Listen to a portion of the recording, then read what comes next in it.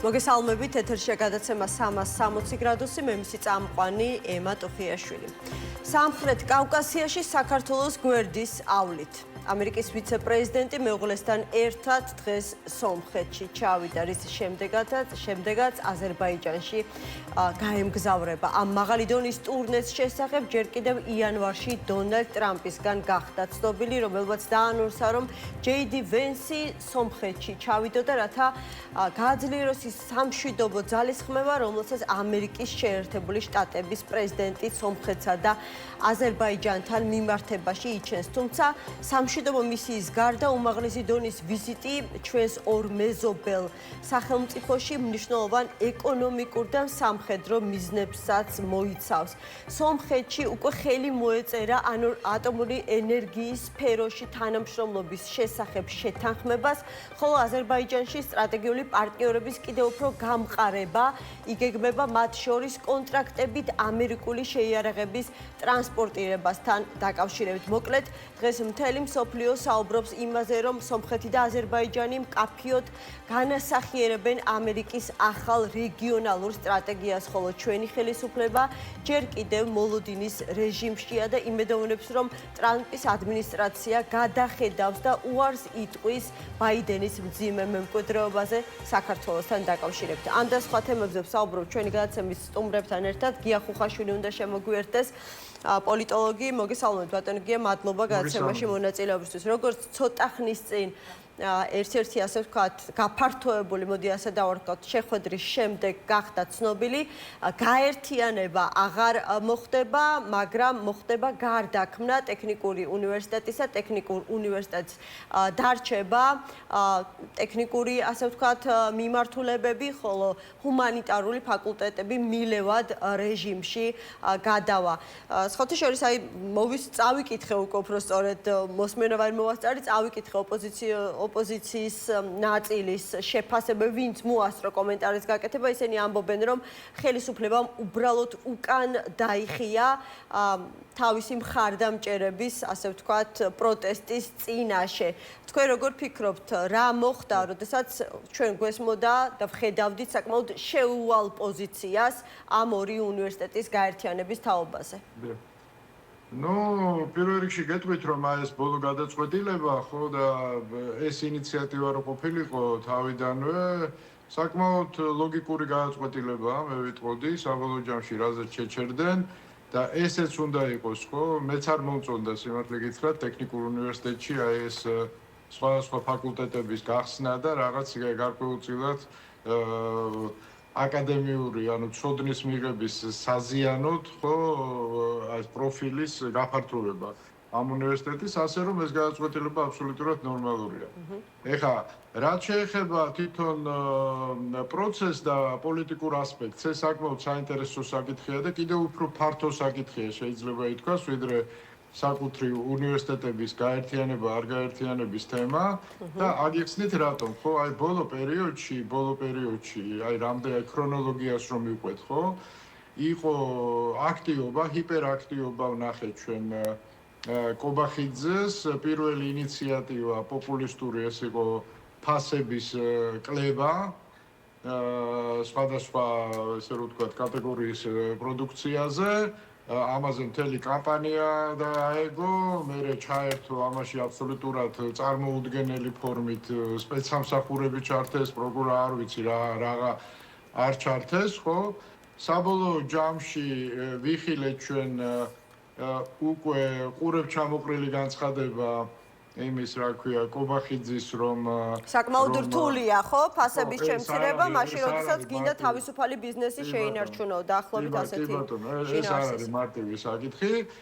მერე სახის შესანარჩუნებლად ვნახეთ აბსოლუტურად ტრაგიკომიკული ვითომ კვერცხზე 5%-იანი კლება, რომ უბრალოდ სახე შეენარჩუნებინათ, ხო, ამ პერსონაჟისთვის, ხო? მე მას ახლა პოლიტიკოს ნამდვილად ვერ უწოდებ. მერე გუშინ ჩვენ, ხო, და დღეს ვნახეთ უფრო სწორედ ეს გადაწყვეტილება უნივერსიტეტთან დაკავშირებით, ხო? მას შემდეგ რა საკმაოდ ხისტი პოზიცია ჰქონდა თითქოს ხელისუფლებას, ხო? უცბად, ნაუცბადები უკან დახევა. ეხლა ის კომენტარები, რაც მე მესმის, ხო აბსოლუტურად არ არის გასაზიარებელი, პირდაპირ გეტყვით, რომ აი რაღაცა და ბრძოლას ყოველთვის აქვს აზრი და ვიღაცები გამარჯვებას საკუთარ თავზე რო იწერენ, რომ აი გავიმარჯვეთ. ანუ რეალურად პოლიტიკურმა მიზანშეწონილობამ გადაწყვიტა ტექნიკური უნივერსიტეტის ბედი? აი ნახეთ, ორივე შემთხვევაში გადამწყვეტი სიტყვა ეკუთვნოდა იმ ადამიანს, რომელიც ფლობს სააქციო საზოგადოებას საქართველოს 100%-ს, ხო? ანუ მისი საკუთრებაა ეს ქვეყანა.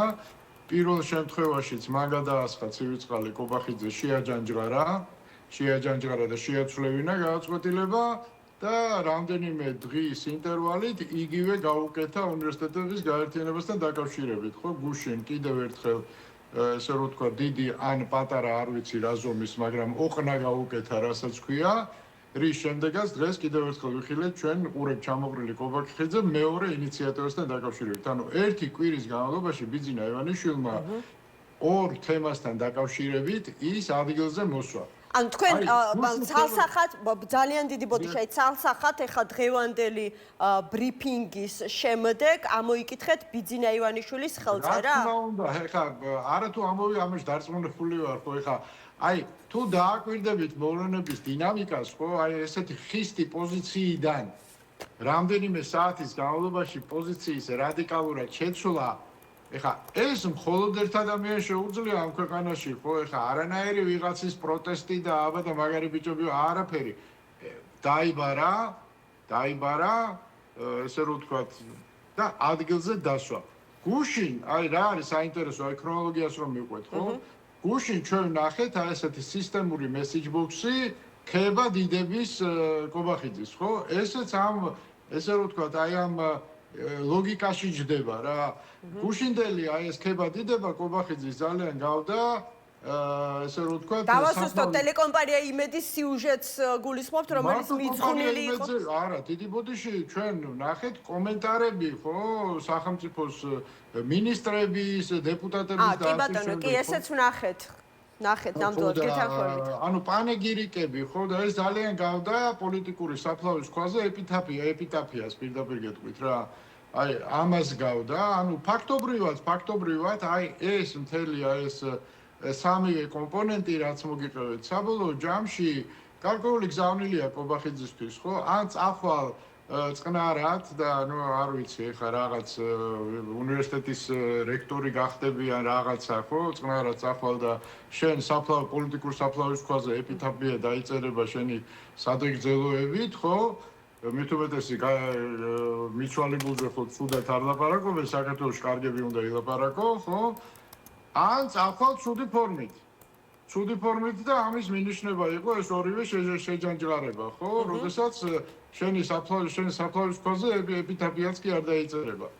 აი ამას უყურებთ. ხო, მაგრამ აი რამ განაპირობა, რადგან თქვენ პირდაპირ დაინახეთ, აი ბოლო მოვლენებიდან გამომდინარე, რომ ეს არის ირაკლი კობახიძის არის პოლიტიკური კობახიძეს გაექცა ამბიცია. ძალიან გაექცა, ხო? მან ბიძინა ივანიშვილისთვის დამახასიათებელია აი ამ პერსონაჟებისთვის, რომლებსაც როგორც უნდა ცვლიეს შემოყავს დაფაზე, გაყავს დაფიდან, ხო? ესე რომ ვთქვათ, მათთვის გარკვეულწილად საბელის დაგრძელება, ხო, რომ რაღაც ილუზიას უქმნის რაღაცა, რომ ისინი მართლა რაღაცას წარმოადგენენ, ხო? და ამ ილუზიაში ზოგიერთი ძალიან იბერება, ხო? ძალიან რაღაც ისეთი ამბიციები უჩნდება. ყველაზე გრძელი საბელი მან მისცა კობახიძეს საბოლოო ჯამში, ხო? მართლა შეიქმნა ილუზია, რომ კობახიძე რაღაცას წარმოადგენს რა. და მართლა სხვათა შორის მისი გარემოცვა ძალიან ცდილობდა ბოლო პერიოდში, რომ გარკვეული ბლოკები დაეყენებინა ბიძინას, ესე რომ ვთქვათ, გაღიზიანებასთან, რომ ბიძინასთვის ანუ ბიძინას ირგვლივ მიწა რო დაეწვათ, ხო? რომ ბიძინას აღარ ქონოდა მანევრი, ანუ კობახიძის გარდა სხვა ესე რომ ვთქვათ, მემკვიდრე აღარ დაეტოვებინათ მის ირგვლივ და აი ამას ბიძინა უყურებდა მშვიდად. ბიძინას საერთოდ ესეთი სტრატეგიული მოთმინება აქვს დიდი. მე მგონი თქვენ ეთერში ვთქვი, რომ აი ეს თამაში მიდის, ბიძინას სტერილიზაციის პროცესი მიდის, კობახიძის და მისი ესე დაჯგუფების მხრიდან. ბიძინას მეთქი ჯერ თავისი სვლა არ გაუკეთებია და ბიძინა ამ სვლას აუცილებლად გააკეთებს მეთქი და ჩვენ ახლა ამ პროცესში ვართ, როდესაც ბიძინამ დაიწყო თამაში, ანუ ამ საბელის ჯერ დამოკლება და მე ამ საბელზე ჩამოკიდებს საბოლოო არა, ეს ყველაფერი გასაგებია, მაგრამ ანუ შესაბამისად შემდეგი შეკითხვა უნდა იყოს, ვისზე შეიძლება დადოს ფსონი ბიძინა ივანიშვილმა? ეს უკვე როგორი ეს არჩევანი მას უკვე უნდა გქონდეს გაკეთებული, რადგან გადავიდა მოქმედებაზე, ან თუ თქვენს ვერსიას გავყვებით? მას აქვს ამ მიმართულებით პრობლემები და არა მხოლოდ პერსონალური პრობლემები, სხვა პრობლემებიც აქვს, ხო? და აგიხსნით ახლა რა პრობლემა აქვს ბიძინას. აი თქვენ ალბათ გახსოვთ კი არა ნახავდით ამ რამდენიმე დღის წინ რუბიოს განცხადებას ირანთან დაკავშირებით. თითქოს ამას საქართველოსთან კავშირი არ იყო, მაგრამ ხო იცით, ზალოშენ გითხარი და მულოშენ როგორც არის, მულოშენ кайგონე ხო? იქ რა ითქვა, რომ ძალიან ძნელია ირანთან ურთიერთობა, გამომდინარე იქიდან, რომ ქვეყანაში გადაწყვეტილებებს იღებენ არა ინსტიტუციური პირები, აზრი არა აქვს არც პრეზიდენტთან, არც პრემიერ არავისთან ლაპარაკს აზრი არა აქვს, იმიტომ რომ იქ არსებობს ვიღაც სულიერი ლიდერი, რომელიც მოლაპარაკებებზე არ ჯდება და სხვებთან ლაპარაკს აზრი არ აქვს, ამიტომ ამ ქვეყანასთან ძალიან რთულია ურთიერთობა, იმიტომ რომ ინსტიტუციონალიზაცია არ არის მომხდარი, ვის ელაპარაკო გაუგებარია, გადაწყვეტილების მიღების უნარიანი ვინ არის, ხო? ხო და ბიძინამ ეს რომ მოისმინა, რა თქმა უნდა, თავის თავზე მიიღო, იმიტომ რომ საქართველოს ხო იგივე სისტემა მუშაობს. ანუ ბიძინა იღებს გადაწყვეტილებებს, ანუ პროექტირება მოახდინა ირანთან დაკავშირებით ხო ნათქვამისა საქართველოსთან მიმართებაში. საკუთარ პერსონასთან. შესაბამისად, ეს მისთვის არის ახლა ძალიან მძიმე საფიქრალი, ხო?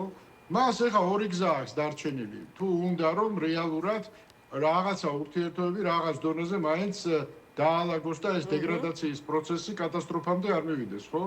მას აქვს დილემა, ან უნდა მოახდინოს საკუთარი პერსონის ლეგალიზაცია, საკუთარი როლის ლეგალიზაცია, ჩვენ ამას ხშირად გვისაუბრია და მე შუაშორის რამდენიმეჯერ მას მივეცი რეკომენდაცია თუ გახსოვთ თქვენი ეთერის მეშვეობითაც, რომ დაბრუნებულიყო პრემიერ-მინისტრის რანგში, იმიტომ რომ შეიძლება ცუდი ლიდერი იყო, ან კარგი იყო, მაგრამ უნდა იყო ინსტიტუციონალიზებული, აი პუტინსაც კი ელაპარაკებიან, მიუხედავად იმისა, რომ პუტინი დიდი პრობლემაა და კრიმინალია ფაქტიურად, ხო?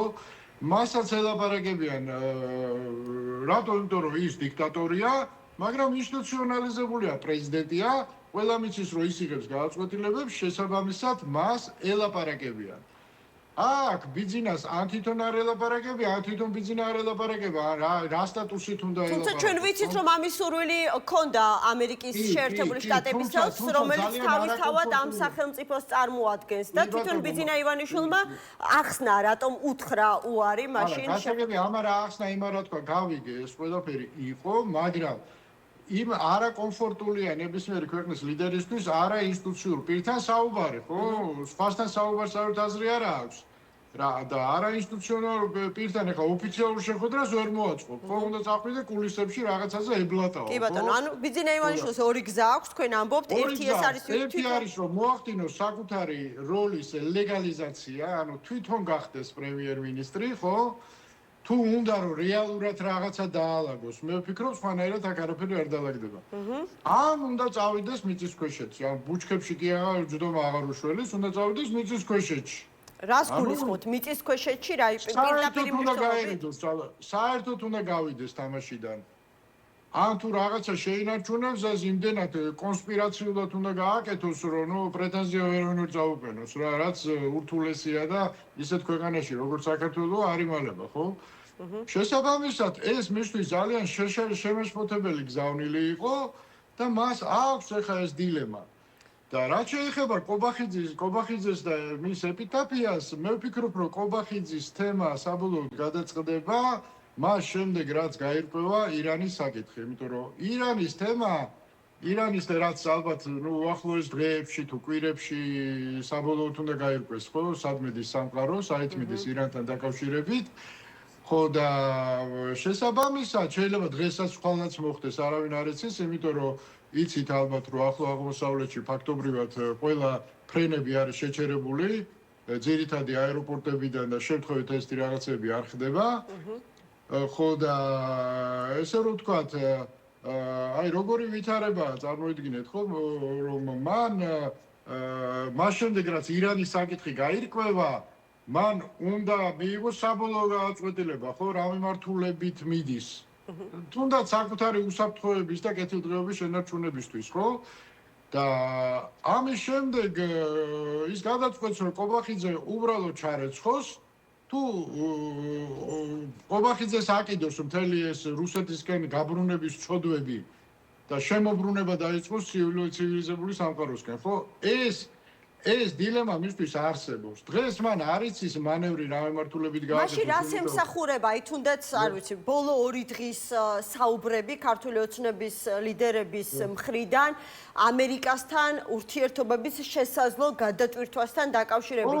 არა, ეს რა თქმა უნდა, ყაველაშვილის შეხვედრას მარკო რუბიოსთან და ჯეიდი ვენსთან და აგერ ყობახიძემ სხვათა ძალიან შორის საცურდავი მცდელობებია ეს ახლა არაფერს არ ნიშნავს, იმიტომ რომ რა თქმა უნდა მათ იციან მოსახლეობის უმრავლესობის განწყობა და მათ უნდათ რაღაცა ილუზია შექმნან, თითქოს რაღაც ურთიერთობებია დიდი ბოდიში, მაგრამ როდესაც საუბარია იმაზე, რომ ამერიკის შეერთებული შტატების ვიცე-პრეზიდენტი ჩადის სომხეთში და აზერბაიჯანში და საქართველოში არ ჩამოდის, ეს არის გეოპოლიტიკური კატასტროფა. ეს ნიშნავს, რომ ჩვენ სუბიექტურობა საერთაშორისო ურთიერთობებში საერთოდ დაკარგული გვაქვს.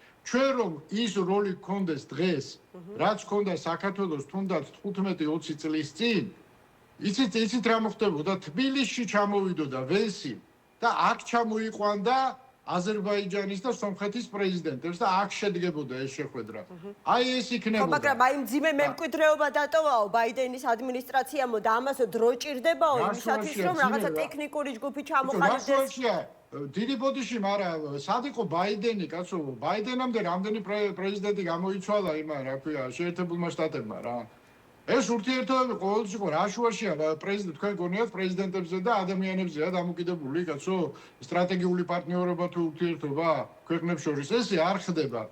ეს არის უხარისხო, ძალიან ისეთ აი როგორ გითხრათ, აი ნაკლებად გონიერ უინტელექტო ადამიანებზე გათვლილი ტვინის გამომრეცხავი პროპაგანდა. ხელი ჩამოართვა ქუჩაში თუ კარი იმაში დერეფანში შეხვდა იმას რა ქვია ჯეიდ ვენს, ხო? მე არ ვიცი რა ენაზე ელაპარაკებოდა, ეგეც არ ვიცი, ხო?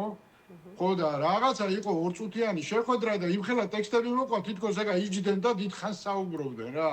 ეს ხო ყველაფერი აი ძალიან უხარისხოთ ნაჯახით დადგმული რაღაცა ეხა პროტოკოლური სიტყვები რომ აი ჩვენი ურთიერთობა ეხა ამას ყველა იტყვის რა გავა და გაიცინებს და ეს ვინ არისო საერთოდო ხო იმას იტყვის ხო ეხა თქვენ რა გონიათ რომ ამერიკელებმა არიციან რეალურად ყაველაშვილს რამსიგზე დიპლომი აქვს და ვინ არის საერთოდ შევირად იციან და დამოკიდებულება შესაბამისია კაცო თქვენ გონიათ ყაველაშვილს როგორც რაღაც პოლიტიკოსს და პრეზიდენტს უყურებენ იცინიან ახლა შესაძლებელია ბიძინა ივანიშვილი ეძებს უფრო ასე ვთქვათ სანდო ან უფრო მას აქვს ორი გზა საჭირო კადრს ამერიკელებთან ურთიერთობის დასალაგებლად ნახეთ როგორ იქნება მას შემდეგ რაც ირანის საკითხი გაირკვევა და ბიძინა გადაწყვეტს მიიღებს საბოლოო გადაწყვეტილებას რომ გააგრძელოს რუსეთის იმპერიაში ესე რომ თქვა დაბრუნების გზა ამ გზას მიყვეს თუ რაღაცა გარკვეული შემოbrunება გააკეთოს დასავლეთისკენ მერე გადასაწყვეტი ექნება მოახდინოს საკუთარი პერსონის ლეგალიზაცია რაც პრინციპში მოთხოვნაა ერთ-ერთი ხო მნიშვნელოვანი მოთხოვნა და ეს ჩანდა კიდევ ერთხელ რუბიოს გზავნილებში ხო მოახდინოს თუ არჩიოს შესაბამისი კანდიდატი ხა თუ ის შემოbrunებას დაიწყებს ცივილიზებული სამყაროსკენ, ანუ ირანის ოპერაცია თუ ის ჩატარდა, იქნება წარმატებული, ხო?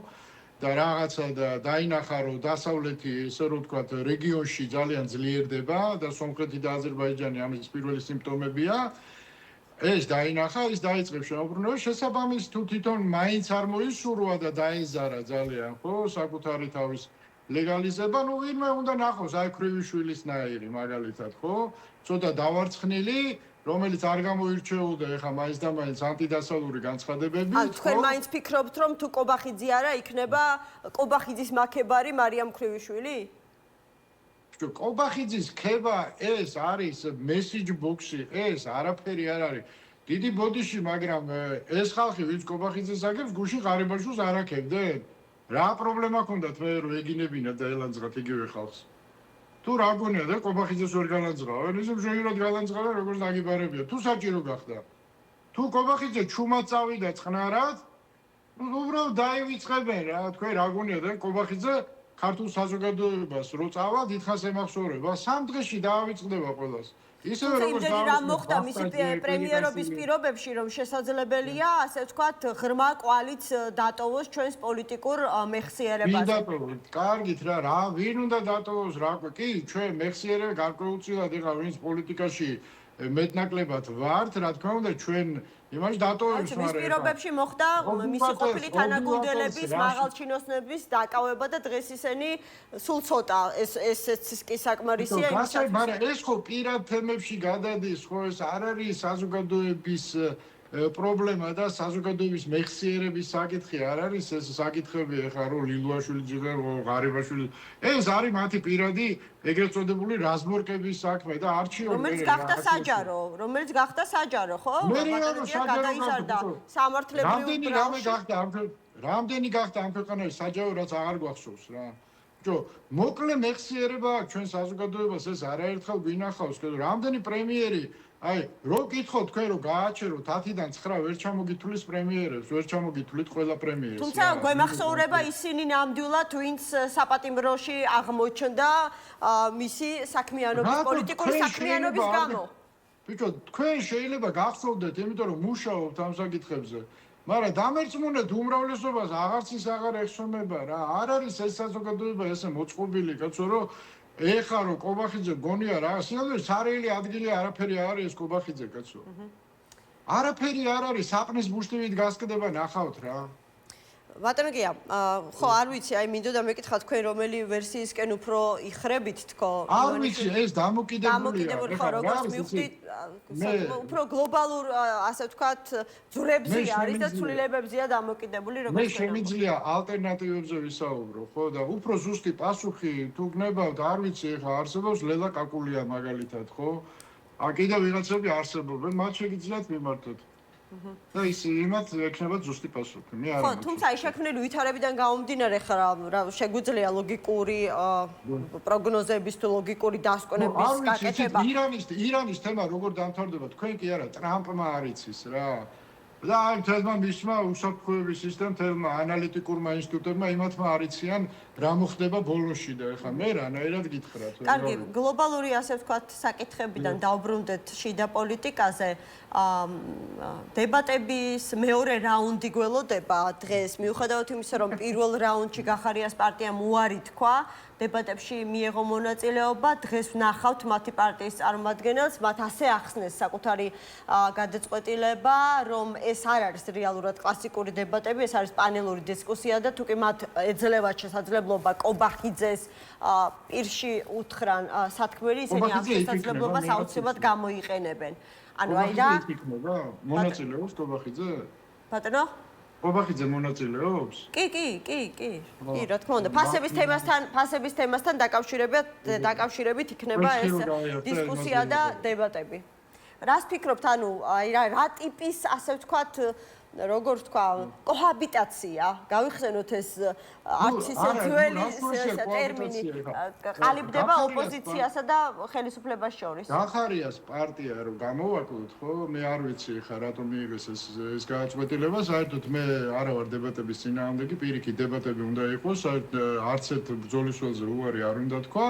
მაგრამ ძალიან სპეციფიური სიტუაცია შეიქმნა ეხა, ხო? გახარიას უწევს 5 ხელისუფლების წარმომადგენელთან ან მასთან რატო ერთი გირჩიც იქნება დავაზუსტებ აქვე ბატონო გია გირჩიც იქ არის რა გირჩიც იქ არის სად არის ეხა ეს გირჩი ქართული ოცნების ასე ვთქვათ პოლიუსზე მათ ორბიტაზეა ამა თუ იმ ფორმით ხო კი გასაგებია მათ საბელი აქვთ გრძელი გარკვეული კრიტიკა მათთვის არის დაშვებული მაგრამ ისინი უფრო მეტად მეორე ფლანგს ესე რომ თქვა შეთქმულების თეორიებსაც ავითარებენ რაღაც გვარამიაზე ულაპარაკიათ რომ გვარამია ბიზნესთან არის შეკრულიო და 1000 სიგიჟეები ილაპარაკეს ხო აქედან გამომდინარე ეს არის ვითომ ეს ამას კი არ ქვია დებატები უნდა დაერქმიათ ვითომ დებატები აი ვითომ ჩემაშვილიშვილმა იცის ხო ვითომ რაღაცა ხდება ვითომ აი ესეთი ვითომ დებატებია რა ეხლა დიდი ბოდიში თავისი წიაღიდან გამოჩეკილი კვერცხი ხა მოდაშია კვერცხებთან რო დებატებს გამართა იმას დისკუსია გაქვს ამას დებატები ქვია? ამას არ ქვია დებატები. ამას ქვია სხვა რამე, ხო, ამას ქვია ისე პროპაგანდა ოდნავ სახელშეცვლილი, რაღაც მოდერნიზებული და მეტი არაფერი რა. ხო და ნუ ეხლა გახარიას ესე რომ წარმომადგენელი რომ მონაწილეობს, ეხლა მე ლევანს კარგად ლევანი იქნება გოგიჩაიშვილი რამდენიც მესმის, ხო? ლევანს კარგად ვიცნობ, ლევან შეუძლია კარგი დემარში მოაწყოს. აი თუ სპექტაკლი უნდათ, აი ჩაუშალოს ეს სპექტაკლი. აი ერთ-ერთი რისი გაკეთებაც მას შეუძლია ამ არ აღიარება ამ დებატების როგორც რეალურად დებატების ფსევდო სპექტაკლი და სპექტაკლი ჩაშალოს რა. აი შეუძლია, მეტი არაფერი არ შეუძლია. კარგი, რაც შეეხება ახლა ოპოზიციურ ფლანგზე მიმდინარე მოვლენებს. აუცილებლად მინდა დავიწყო დღევანდელი ცნობებით, ვნახეთ რომ ნიკა მელიას კიდევ ერთი ბრალი წარუდგინეს, რაც ზრდის ალბათობას, რომ მისი საპატიმროში ყოფნა შესაძლებელია კიდევ გახანგრძლივდეს. ხაზარაძესთან და ჯაფარიძესთან დაკავშირებით ხვალ სასამართლო პროცესი გაიმართება ეგრეთ წოდებული საბოტაჟის საქმეზე. გვარამიას პატიმრობის ვადა უნდა ამოიწუროს 12-ში, მაგრამ ხვალ ელოდებიან გადაწყვეტილებას მასთან დაკავშირებით და არ გამორიცხავენ, რომ შესაძლებელია მისი პატიმრობის ვადის, ასე ვთქვათ, ათვლაც გახანგრძლივდეს. ანუ როგორ ფიქრობთ, წავა ქართული ოცნება აი ამ საკმაოდ, არ ვიცი, ბრუტალურ ნაბიჯებზე, რომ უკვე გამოშვებულები შეაბრუნონ ციხეში, ან დაუმატონ მათ, ვისაც მალე ელოდება თავისუფლებაზე გამოსვლა? ნუ რა არის იცით, რა არის, მოდი ამოვიდეთ იქიდან, რა არის ქართული ოცნების ამოცანა, ხო? ქართული ოცნების ამოცანაა, რომ საქართველოში დაამყაროს რუსული ტიპის სუვერენული დემოკრატია, ანუ ერთი დომინანტური პარტიით და მისი სატელიტური ოპოზიციით, რომელიც დათანხმდება იმ თამაშის წესებზე, რაც გულისხმობს, რომ ისინი მუდმივად იქნებიან ოპოზიციაში და არ ექნებათ პრეტენზია ხელისუფლებაში მოსვლაზე. წითელი ხაზები დაუდგინონ, რა შეიძლება, რა არ შეიძლება, თავისი ბოსტანი ექნებათ, რომელშიც ჭამენ. აი, ვინც ამაზე არ დათანხმდება, ეს სუბიექტები უნდა იყვნენ ლეგალური პოლიტიკური სივრციდან განდევნილები სხვადასხვა მეთოდებით. დაჭერა არ არის აუცილებელი. ზოგი შეიძლება გააქციონ, ზოგი დაიჭირონ, ზოგი იყიდონ და ბიზნესში გაუშვან, ხო?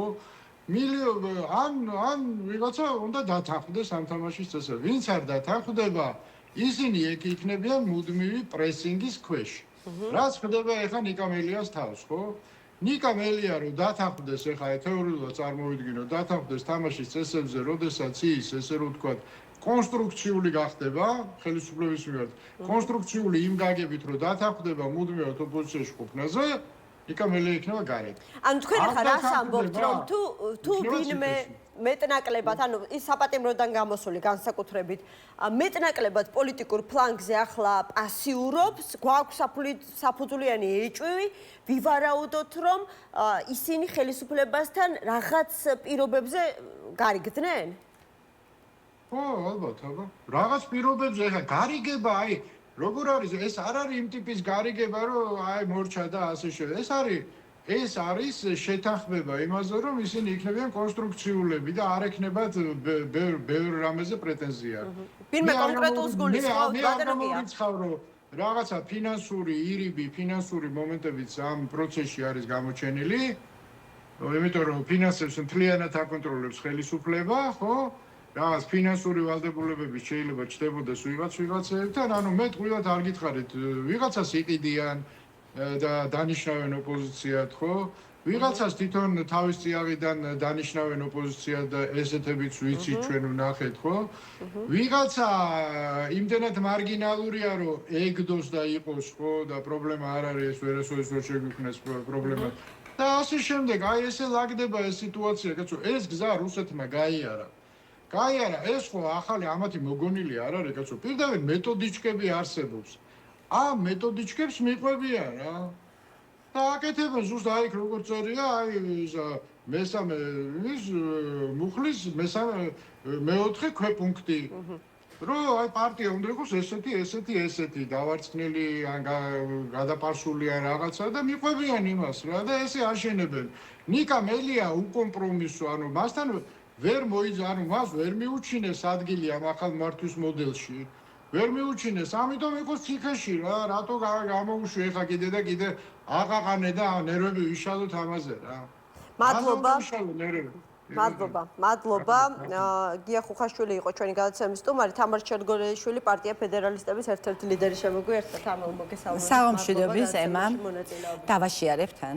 აუცილებლად მადლობას გეტყვით ამისთვის, რაც შეიძლება მეტმა ადამიანმა ნახოს ჩვენი ეთერი.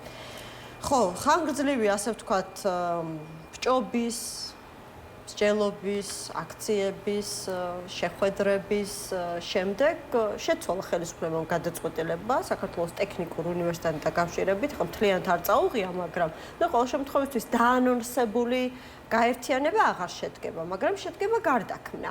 როგორც გვეუბნებიან, ტექნიკური უნივერსიტეტი წმინდა ტექნიკურ უნივერსიტეტად დარჩება ისეთ როგორც იყო 90-იან წლებამდე. მოვისმინეთ ახლა ვერსია გია ხუხაშვილი ამბობს, რომ ბიძინა ივანიშვილის გარეშე ეს გადაწყვეტილება არ იქნებოდა მიღებული და ამას რაღაცას გარკვეული მიზეზები შეიძლება ჰქონდეს, მათ შორის მათი ფართო ელექტორატის განაწყენებას, ასე ვთქვათ, მოერიდნენ. არსებობს კიდევ ერთი ვერსია, რომ რაღაცა შეშინდნენ და უკან დაიხიეს ოპოზიციის ნაწილი, ამასაც ამბობს იმის მოლოდინით, რომ შესაძლებელია კიდევ უფრო მრავალრიცხოვანი გამხდარიყო ეს პროტესტი, როგორც თსეუსთან, ასევე STU-სთან დაკავშირებით. თქვენ რა ვერსია გაქვთ, რატომ წაიღო ხელისუფლებამ საკუთარი გადაწყვეტილება? მადლობა ინტერესისთვის ემა, მივესალმები პალიტრის მაყურებელს. პირველი რაც მინდა ვთქვა ის არის, რომ ეს რეჟიმი არ დგას მხარდაჭერაზე, ეს რეჟიმი დგას მორჩილებაზე. შესაბამისად, ის სიგნალი მორჩილებისთვის, რომ ისინი თუ სულ მორჩილები არ იქნებიან და წინააღმდეგობას გაწევენ, ყავს კაკალს გააგდებინებენ, ეს ჩვენთვის წინააღმდეგობის პროცესისთვის არის კარგი, იმიტომ რომ ჩვენთვის მნიშვნელოვანია, რომ ქართული ოცნების მხარდამჭერები, ანუ სტატუს კო ლოიალისტები, ასე მხარდამჭერებს ვერც დაარქმევ მათ, სტატუს კო ლოიალისტები წინააღმდეგობაში შემოვიდნენ. და თუ მათ დაინახეს, რომ წინააღმდეგობა შედეგიანია ხოლმე და მე არ ვიცი ეს შედეგი რა მოიტანა და მართლა არ მიყვარს საუბარი იმაზე, ანუ აი ჩემ წინამორბედ სპიკერს უსმენდი და ეს რაღაცა კულუარული რაღაცა არ მიყვარს, იმიტომ რომ არ ვიცი რა მოხდა, ალბათ სავარაუდოდ მართლა რომ ვიღაც პროტოკოლმა პროფესორმა დაურეკა ბიძინას და რას გვიშვები ერთგულ ხალხსო უთხრა და იმან შეაჩერა. უბრალოდ აქვს შესაძლებლობა ისაუბროს შესაძლო კულუარულ თემებზე. მე არ მომწონს ეს რაღაცა ბიძინას ექსპერტად რო ასაღებენ ხოლმე თავს და ვითომ იციან ძალიან შიგნით რა ხდება ეხა. ის წყალი განმავლობაში ის მუშაობდა არა, ძალიან მალე მოიშორა ეს კაცი ბიძინა ივანიშვილმა, ძალიან მალე კვერცხის სკანდალს უკავშირდებოდა ამისი მოშორება თავიდან და მას მერე ეაჯებოდა ბიძინა ივანიშვილს, რომ ეგება მის კეთილგანწყობა დაბრუნებული იყო. ეხა მუშაობს ბიძინას ექსპერტად, დაადის ეთერ და ყვება რაუდევს თავში ბიძინას, ხო და ეს ეხა სერიოზული არ არის, არავინ არ ვიცით როგორ მოხდა ეს ყველაფერი. პერიოდის განმავლობაში მეგობრობდა ოჯახში მიღებული იყო ჩართული ამ პოლიტიკურ კულუარებში, მათ შორის ბიზნეს კულუარებში. თამარ, ესეც ხო გვახსოვს, ხო? ეს არ არის ჩემთვის საინტერესო, მართლა ჭორაობა არა ეს ყველაფერი და ჩემთვის აი ამ ჭორაობის ველზე შესვლა არის დაბინძურების ტოლფასი და მე არ მიყვარს ჭორაობა, რაც ზუსტად არ ვიცი და რაზეც ზუსტად საუბარი იმ საჯარო ინფორმაციაზე დაყრდნობით არ შემიძლია, რაც გარეთ არის გამოსული, ხო? მე ხა იქ კულუარებში რა ხდება, ეს არ მაინტერესებს. ანუ ვერჩენი შესახებ რომ შესაძლებელია ეს ყველაფერი ნიშნავდეს ირაკლი კობახიძის თავიდან მოშორებას, თქვენთვის არ არის საერთოდ გარდა იმისა, რომ ეს არ არის ჩემთვის ანგარიშგასაწევი, იმიტომ რომ ბიძინა ივანიშვილს აქვს მარტო ძალაუფლება და მნიშვნელობა არ აქვს, სანამ ბიძინა ივანიშვილს არ ჩამოვანგრევთ, კობახიძე იქნება, ღარიბაშვილი იქნება, გახარია იქნება თუ ხუხაშვილი იქნება. ამას არანაირი მნიშვნელობა არ აქვს. ძალაუფლების წყარო არის ერთადერთი კაცი ამ ქვეყანაში, ეს არის ბიძინა ივანიშვილი. მეტი ძალაუფლების წყარო ამ ქვეყანაში არ არსებობს. ამიტომ ვინ კობახიძე გაუნაწყენდა თუ ასე პირიქით ძალას ვანიჭებთ. დგავართ და რაღაცა წინააღმდეგობაში ჩართული ადამიანები ნაცვლად იმისა, რომ ჩვენ გეგმებზე ვლაპარაკობდით და ჩვენ რას ვაკეთებთ, დგავართ და მარჩიელობთ ბიძინამის რატოქნა, ბიძინამის რა. ეს ხო მათთვის ძალის მინიჭებაა თავისთავად, ხო? ჩვენ გვჭირდება ვიცოდეთ სისტემურად რა ხდება. ჩვენ უნდა ვიცოდეთ, რომ სისტემურად ეს რეჟიმი დგას მორჩილებაზე. მაშინ, როდესაც ამ რეჟიმს უწევს უკან დახევა, ეს არის მორჩილებისთვის სიგნალი, რომ თქვენ თუ წინააღმდეგობას გაწევთ, რეჟიმი უკან დაიხევს. მე არ ვიცი ანატომია იმის, რატო დაიხიეს უკან, მაგრამ ეს არის ჩვენთვის ძალიან კარგი. იმიტომ რომ ჩვენ გვჭირდება რომ მორჩილებმა გაიგონ რომ ხალხო წინააღმდეგობას თუ გაწევთ, შედეგს მიიღეთ. აღარ აქვთ მაგის ფუფუნება რომ სტრატეგიულად უკან დაიხევს. 2023 წელს გვახსოვს ხო გამჭვირვალობის კანონთან დაკავშირებით უკან დახევა და შემდეგ ერთ წელიწადში უკვე შემოbrunდება აი ამ კანონი. ნიშნულობა რა, აღარ არიან იმ ფაზაში, როდესაც ადამიანებს ტროტუარებიდან იჭერდა, მაღიარე თორე დაგიჭერო, იძახი ამ დროს რო უკან იხევ.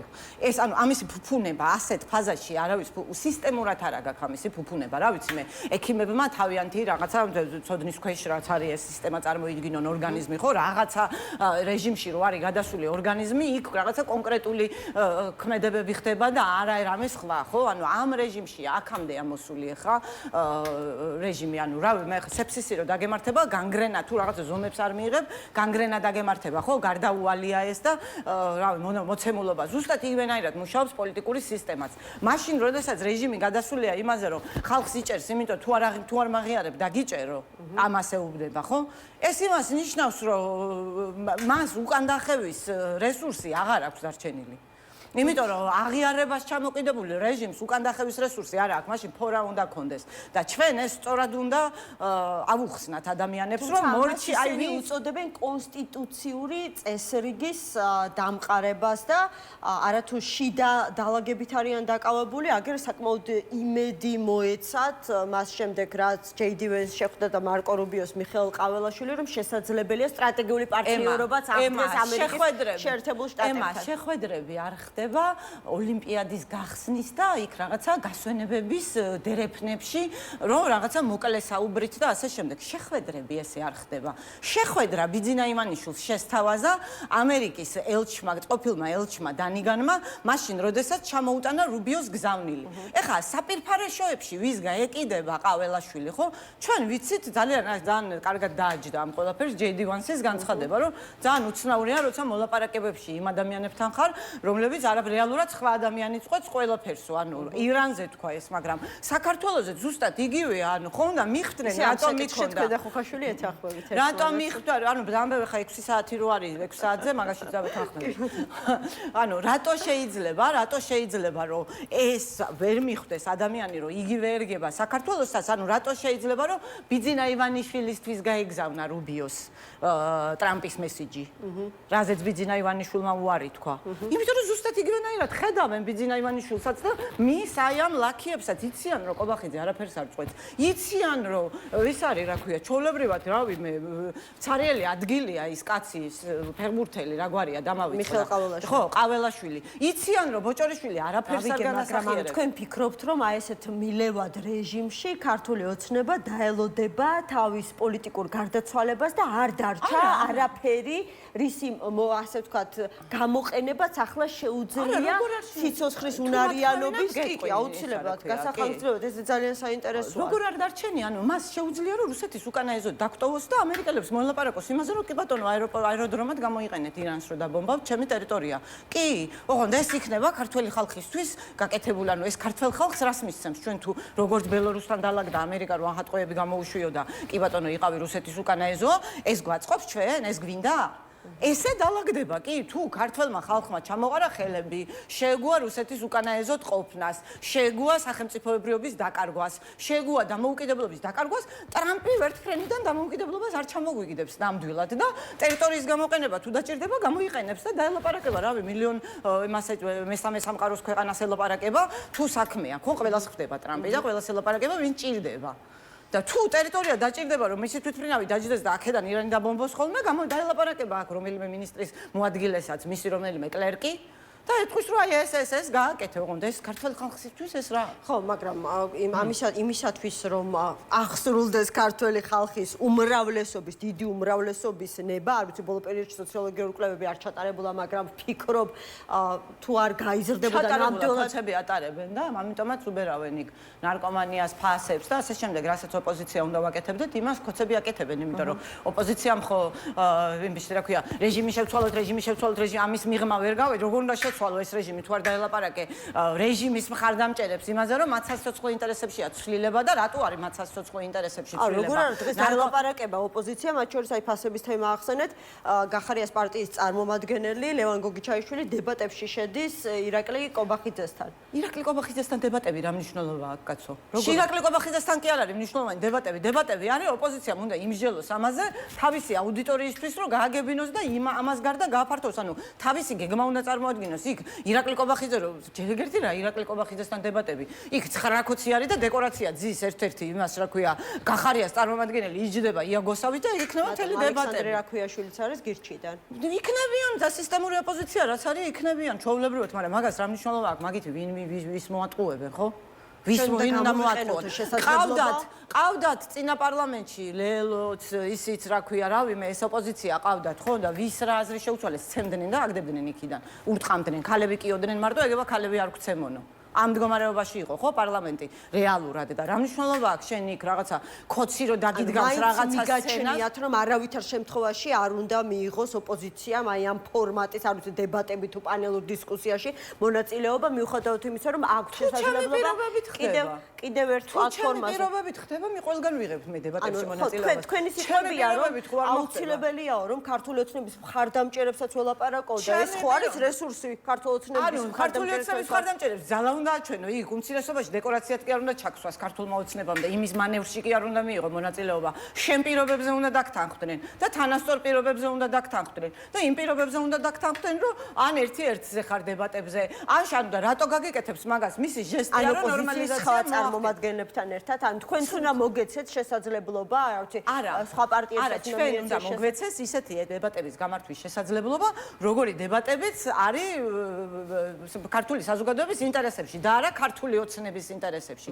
ქართული ოცნების ინტერესებშია რომ თავი ძლიერად წარმოაჩინოს, თავის მოედანზე გამოგიყვანოს, თავისი წესები დაგიწესოს და ამის მიღმა კიდე აგერ შეაჩვენოს საზოგადოებას რომ თურმე ყველაფერი ნორმალურად არის. მე რა რომ ხალხს ტროტუარებიდან იპარავენ, ეს მისაღებია ჩვეულებრივად, ეს მართლაც. ანუ ამისი ნორმალიზაცია უნდათ ხო და ამიტომ უნდა დებატები, თორე მაშინ ეგრე რუსულ კანონზეც ხო იგივეს ითხოვდნენ, ხო?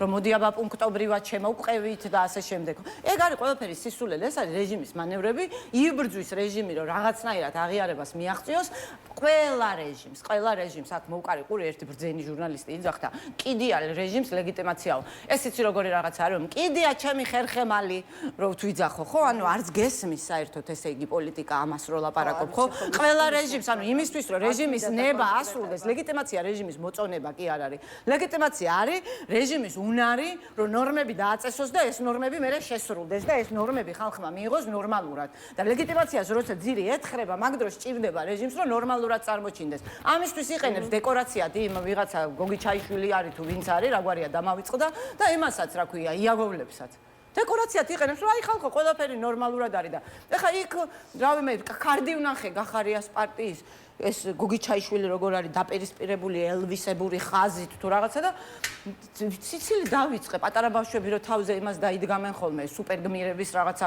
ჩემი დიშვილი რომ დარბის დათუნა და თავი ბეტმენი გონია ხო იმიტომ რომ იმის მოედანზე შედის იმან უნდა გააფარჩაკოს და თავის წესრიგში თავის მოედანზე იმ რაოდენობით ანუ თან უმრავლესობაში იქნება ხო იმას თან იქ რაღაცა თავისი ამალა მიყვება იქ ჩვეულებრივად და იქ აჩვენოს რომ რეჟიმი ძლიერია ოპოზიცია სუსტია აგერ უზის ელაპარაკება ეს ოპოზიციაც ნორმალიზებულია და ამ სურათს უხატავ ოპოზიციას რომ გაძლიერება ჭირდება ხა არ ვიტყვი რომ ძლიერდებით მიმიყვან მაგამდე აუცილებლად იმიტომ რომ თქვენ რამდენჯერაც ყოფილხარ ჩემი გადაცემის სტუმარი მუდმივად ამბობთ რომ ვუახლოვდებით შეთანხმებას მითხარით რა ეტაპზე ხართ მივედით ბოლომდე შეთანხმებაზე ანუ შევთანხმდით 8 პარტია ვართ შეთანხმებული შემიძლია ჩამოგითვალო ახალი გირჩი დროა ფედერალისტები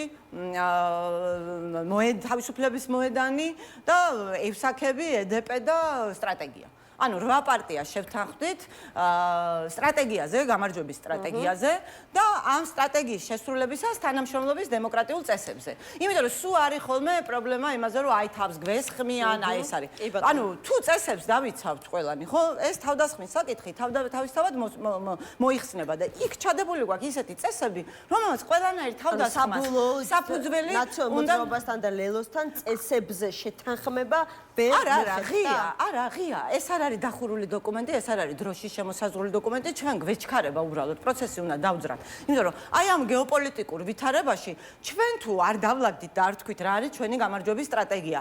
პარტიები, რომლებიც წარმოვადგენთ პოლიტიკური სპექტრის უმრავლესობას. ჩვენ თუ ეს სტრატეგია არ პოზიციონირდით ალტერნატივად, ანუ არ ვაჩვენებთ ხალხს, რომ აი ესე ვცვლით რეჟიმის ცვლილების შემდეგ აი ეს ხდება და ამაზე ჩვენ რვავე შეთანხმებულები ვართ, ხო? და მე ეს ყველაფერი არ გავაგებინეთ ვაშინგტონში, ბრიუსელში ჩვენს პარტნიორებს, იმიტომ რომ თუ ალტერნატივა არ იციან ვინ არის და თუ არ იციან რომ დემოკრატიული ალტერნატივა არსებობს, ძლიერია, კონკრეტული გეგმა აქვს, რომ აი ადან ბემდე მიიყვანოს ეს ქვეყანა მაშინ, როდესაც რეჟიმი ჩამოიშლება. ზურგის ქარს ვინ მოგცემს ეს ალტერნატივას გამახსენდა ხაბიშვილმა აი ბოლო სასამართლოს სხდომაზე გააკეთა პოლიტიკური განცხადებები, თქვა მაგას ბრიხვიაო რაღაცა. ანუ თუ ნაციონალური მოძრაობა ხელს მოაწერს და მათთან მიდის მოლაპარაკებები, იმიტომ რომ მიშა სააკაშვილის წარმომადგენელი ზის იქ და იყო ბოლოს შეხვედრაზე. ბარამიძეს თulis რომ მან უნდა წარმოადგინოს მისი ინტერესები და ბარამიძეს ზის. რატომ არა ბოკუჩავა, რომელიც პარტიის თავმჯდომარე? წარმოადგენა არ მაქვს, იმიტომ რომ ბოკუჩავა რაღაცა სხვა რაღაცაზე ლაპარაკობს და ამიტომ ჯობია რომ შიგნით ჩამოყალიბდნენ და როცა ჩამოყალიბდებიან, მერე იტყვიან, იმიტომ რომ იქ მოლაპარაკებებში მონაწილეობს, რავი, თავის ვარიანტებს გვთავაზობს სააკაშვილის სახელით ბარამიძე იქ და უნდა ხელმოწერა. იმავე ვარიანტებს, რასაც მიხეილ სააკაშვილი საჯაროდ არა, ის ტექსტი უკვე შეჯერებულია, იმ ტექსტში ხა რაღაცა ჩაკეტილი ტექსტი კი არ არის, ვიღაცას თუ შენიშვნა აქვს და ჩვენ რვავე კონსენსუსით მიიღება გადაწყვეტილებები. ჩვენ რვავე გავითვალისწინებთ და შესაძლებლად მივიჩნევთ კომპრომისს. რასაკვირველია, წავალთ კომპრომისზე, ანუ ჩვენი ამოცანა არის, რომ რეალურად ხო თავდასხმებს, ამ ჩხუბს და უბედურებას რა იწვევს? უწესობა. თუ წესებზე შევთანხმდებით და წესებს დავიცავთ. თავარი უწესობა, რის გამოც ვერ ხდება ნაციონალურ მოძრაობასთან კონკრეტულად შეთანხმება, ეს მითხარი. იცით რა, მე არ მინდა ვილაპარაკო, იმიტომ რომ სულ რაღაც რამდენიმე დღე დარჩენილი გამოქვეყნებასთან. არ მინდა რომ ხელი შეუშალო და მე დამაბრალონ რომ აი ჩერ გომთქვაო და მე მაგიტო არ მოვაწარე ხელიო, იმიტომ რომ უყვართ ხო გადაბრალებები ასე და ეს არა ქვია. ამიტომ შევხედოთ, ანუ კიდევ ერთხელ ჩვენ ღია ვართ, რომ თუ წესებს დაიცავ, ნიშნულობა არ აქვს შენ რა სახელი და გვარი გაქვს, რა პარტიული ნომერი გაქვს და ასე შემდეგ. თავარია იყო პოლიტიკური პარტია, იღებდა პოლიტიკურ პასუხისმგებლობას, იზიარებდა და არა მარტო იზიარებდა, არამედ იცავდა შემდეგ სტრატეგიას, იცავდა თანამშრომლობის წესებს.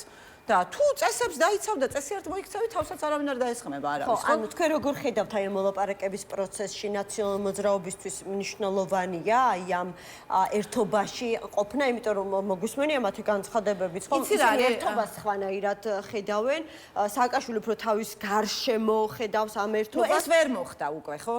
და ეხლა ახალი რეალობაა, რომელსაც უნდა ვერ მოხდა სააკაშვილის გარშემო ვერანაირი ერთობა. და ეხლა 13 წლის წელი ამას აკეთებდა და ვერ მოხდა უკვე შემდგარი ფაქტია და რავი ან ახალ რეალობას გაუსწორებს თვალს, რომელიც 24 წლის არჩევნების შემდეგ დადგა მაშინ, როდესაც ქართულმა საზოგადოებამ ერთი თვის განმავლობაში რეალურად ძალიან ცხადად და გულახდილად უთხრა სათქმელი ოპოზიციურ სპექტრს, რომ როგორებიც ვართ მიხედვით რომ მე არ მიმიღე არჩევნებში მონაწილეობა იმ აქციებზე, მეც ვიდექი არჩევნების გაყალბების იმით, ხო?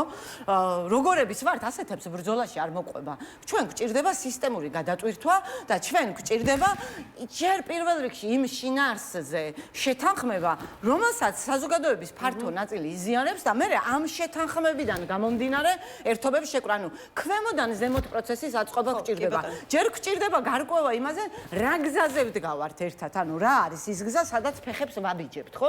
რა გზას მიუყვებით. ამ გზაზე რო იარონ, სხვები თანახმანი არიან თუ არ არიან? სჯერათ, უნდათ გულწრფელად რო იარონ ამ გზაზე თუ არა? თუ მზად არიან რომ ამ გზაზე იარონ, მხოლოდ ამის შემდეგ შეიძლება ერთობის გაფორმება, ხო?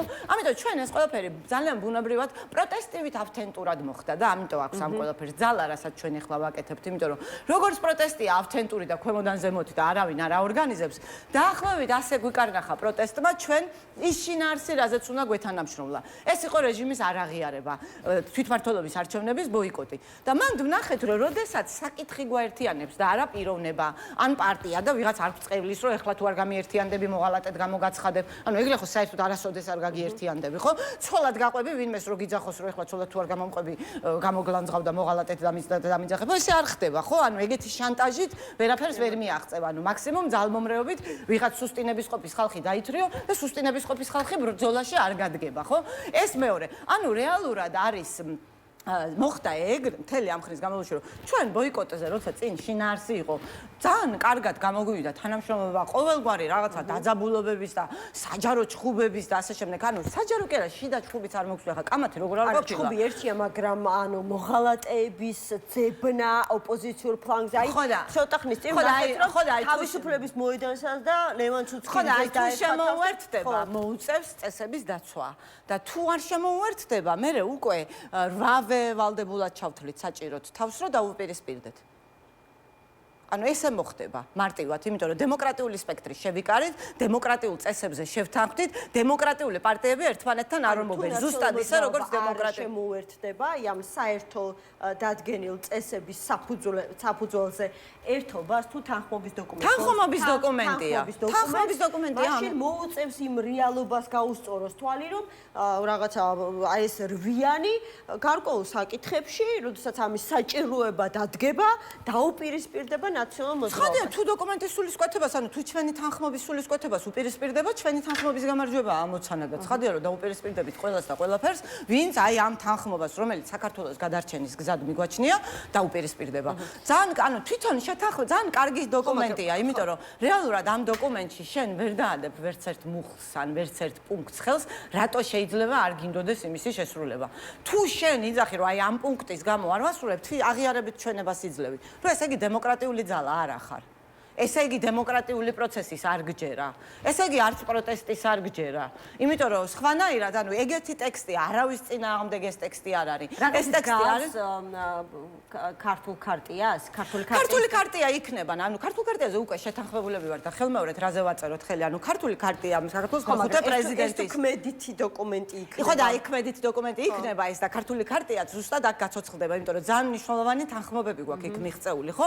ერთი რაც არის სასამართლო რეფორმა, ნაფთის გაფართოებაზე შეთანხმებულები ვართ, სუსის დეკონცენტრაციაზე შეთანხმებულები ვართ, რუსული ყაიდის კანონების გაუქმებაზე შეთანხმებულები ვართ, იმაზე შეთანხმებულები ვართ, რა ქვია, ამ საარჩევნო ცვლილებებზე, კანონმდებლობის ცვლილებებზე შეთანხმებულები ვართ და ქვეყნის დასავლურ კურსზე დაბრუნებაზე შეთანხმებულები ვართ და ამ შეთანხმება რატო უნდა გავფლანგოთ? ვაცოცხლებთ პირიქით ამ შეთანხმებას, ვდებთ და ვხდით ამ ჩვენი სტრატეგიის ნაწილად, რომ რეჟიმი რომ შეიცვლება პირველი 100-150 დღის განმავლობაში რა ტიპის რეფორმები ჩატარდება ის როლიც სალმეზურაბიშვილთან გაცოცხლდება სალმეზურაბიშვილი გახსოვს ქართული ქარტიის დროს მას საკმაოდ აქტიური როლი ჰქონდა ხო ის იყო ქართული ქარტია შემოსულია ჩანა ჩვენი სურვილი სალმეზურაბიშვილთანაც გვაქვს რასაკვირველია ურთიერთობა და ქართული ქარტიის აი ამ პროცესში შემოტანით რასაკვირველია მისი დამსახურების და მისი როლის მნიშვნელობის ხაზგასმაც გვინდა იმიტომ რომ ეს რეალურად არის რაღაც ნაბიჯი რომლის გაფლანგვაც ჩვენ არ გვინდა და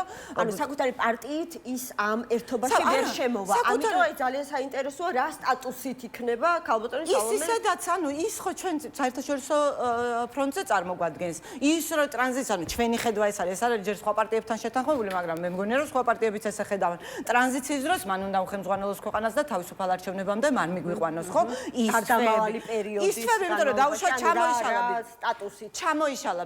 ჩამოიშალა ბიძინა და გეუბნება რომ აი რაღაცა ჩამოიშალა რეჟიმი და ვეღარ მართავს უკვე და მოლაპარაკებები მიდის ძალაუფლების მშვიდობიან გადაბარებაზე. ისევ ოპოზიციის, აი ამ 8 პარტიის ნდობის ასეთი მაღალი მანდატი სალომე ზურაბიშვილს შენარჩუნებული.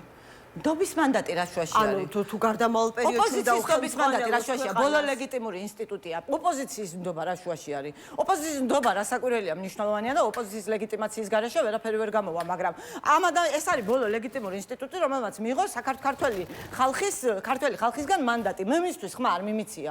მაგრამ ეს ჩემი მე მივცემ თუ არა, ხმას ეგ არ განსაზღვრავს მანდატს. მანდატად იმ არჩევნების შედეგებსაც ხომ არ ყველა არჩევნების შედეგებს თქვენ შეაყენებენ უბრალოდ ჩვენ ხო არ დავღელით ჩვენს საერთაშორისო პარტნიორებს ისინი როცა გეტყვიან რომ ვინ არის ვის უნდა ველაპარაკო გადაბარების დროს და ვინ იქნება ის ადამიანი ვინც წარმოადგენს ქვეყანას. კი არა დარწმუნებული რომ იმ ოპოზიციიდან რთულად მოიძებნება ვინმე ვინც თავის დროზე სალომე ზურაბიშვილს მისცა ხმა და აირჩია ის პრეზიდენტად. მნიშვნელობა არ აქვს. ჩვენ გვჭირდება წარმომადგენლობით დემოკრატიებს, ანუ წარმომადგენლობით დემოკრატიებს რაღაცა ცივილიზებული პროცესი დავანახოთ. იმისთვის რომ წარმომადგენლობითი დემოკრატიაში რაღაც ცივილიზებული პროცესი აჩვენო, ამისთვის შენ გჭირდება მანდატი გქონდეს შენ თვითონ. ცალკეც ძალიან კარგად ველაპარაკებით მე და ბოკერია ამერიკელებს და ევროპელებს. მშვენიერი სოციალიზაცია გვაქვს და უამრავი მეგობარი. მაგრამ ჩვენი მანდატი არ არის საკმარისი იმისთვის, რომ მე უთხრა, რომ მე უნდა გადავაბარო ეხლა ქვეყანა ერთი იმიდან მეორეს. არც 10%-იანი პარტიის მანდატი არ არის საკმარისი ამისთვის. რაღაც უფრო სერიოზული გჭირდება და ამიტომ მე რო სალომე ზურაბიშვილზე ამას ვამბობ, იმიტომ კი არ ვამბობ, რომ რამეზე აზრი შევიცვალე, რაც მას წარსულში უთქვამს, ან ჩემი მეგობარია. არა, ქვეყნის ინტერესებიდან ამოვდივარ, ვიცი დასავლეთი როგორ მუშაობს და ვიცი მანდატს რამხელა მნიშვნელობა აქვს და ვიცი, რომ შენ რაღაც მოსახერხებელი ვარიანტი უნდა შესთავაზო. ნაკლებად რთული ვარიანტი უნდა შესთავაზო და სალომე ზურაბიშვილი, რომელსაც არც თავისი პარტია აქვს და არც იმისი ამბიცია, რომ მე ქვეყანა მართოს. არა აქვს ამისი ამბიცია იძახის, რომ მე მინდა ეს ქვეყანა ევროპულ რელსებზე დავაბრუნო, ხო? ამაზე უკეთესი ვინ უნდა იყოს, ვინც აი იმ 3-4 თვის განმავლობაში ვიდრე თავისუფალი არჩევნები ჩაინიშნება, ოპოზიციის ლეგიტიმაციით, რასაკვირველია და ოპოზიციის მხარდაჭერით, ამას უხელთვალებს. ეს არის ჩვენი ფედერალისტების აზრი, ეს არის ყველაზე კომფორტული, რაც შეგვიძლია ჩვენს დასავლეთ კოლეგებს მეტად გამოიკვეთა აი ამ შეთანხმების რაღაცა კონტურები. ლელოსთან დაკავშირებით მინდა გკითხოთ, აი ამ მოცემულობიდან, რა მოცემულობაშიც დღეს ხართ აი იმართება შეხვედრები დაასახელეთ ვინ არის ლელოსთანაც იყო კომუნიკაცია, მე არ მქონია, მაგრამ წარმოადგენელი. ვინც არიან რავი პარტიაში, ვინც დარჩა აქ თბილისში, ვინც არიან ხო? კუპრაძე და ესენი ხო, ვინც ლაპარაკობს ლელოსთან, იმიტომ რომ გამიკვირდა ხა ბარამიძე ლაპარაკობს. მე არ ვიცი, მე კონკრეტულად ვის ელაპარაკნენ, არ ვიცი, იმიტომ რომ მე არ მელაპარაკე. პარტიის თავმჯდომარე, რამდენადაც მე მახსოვს მოადგილეა.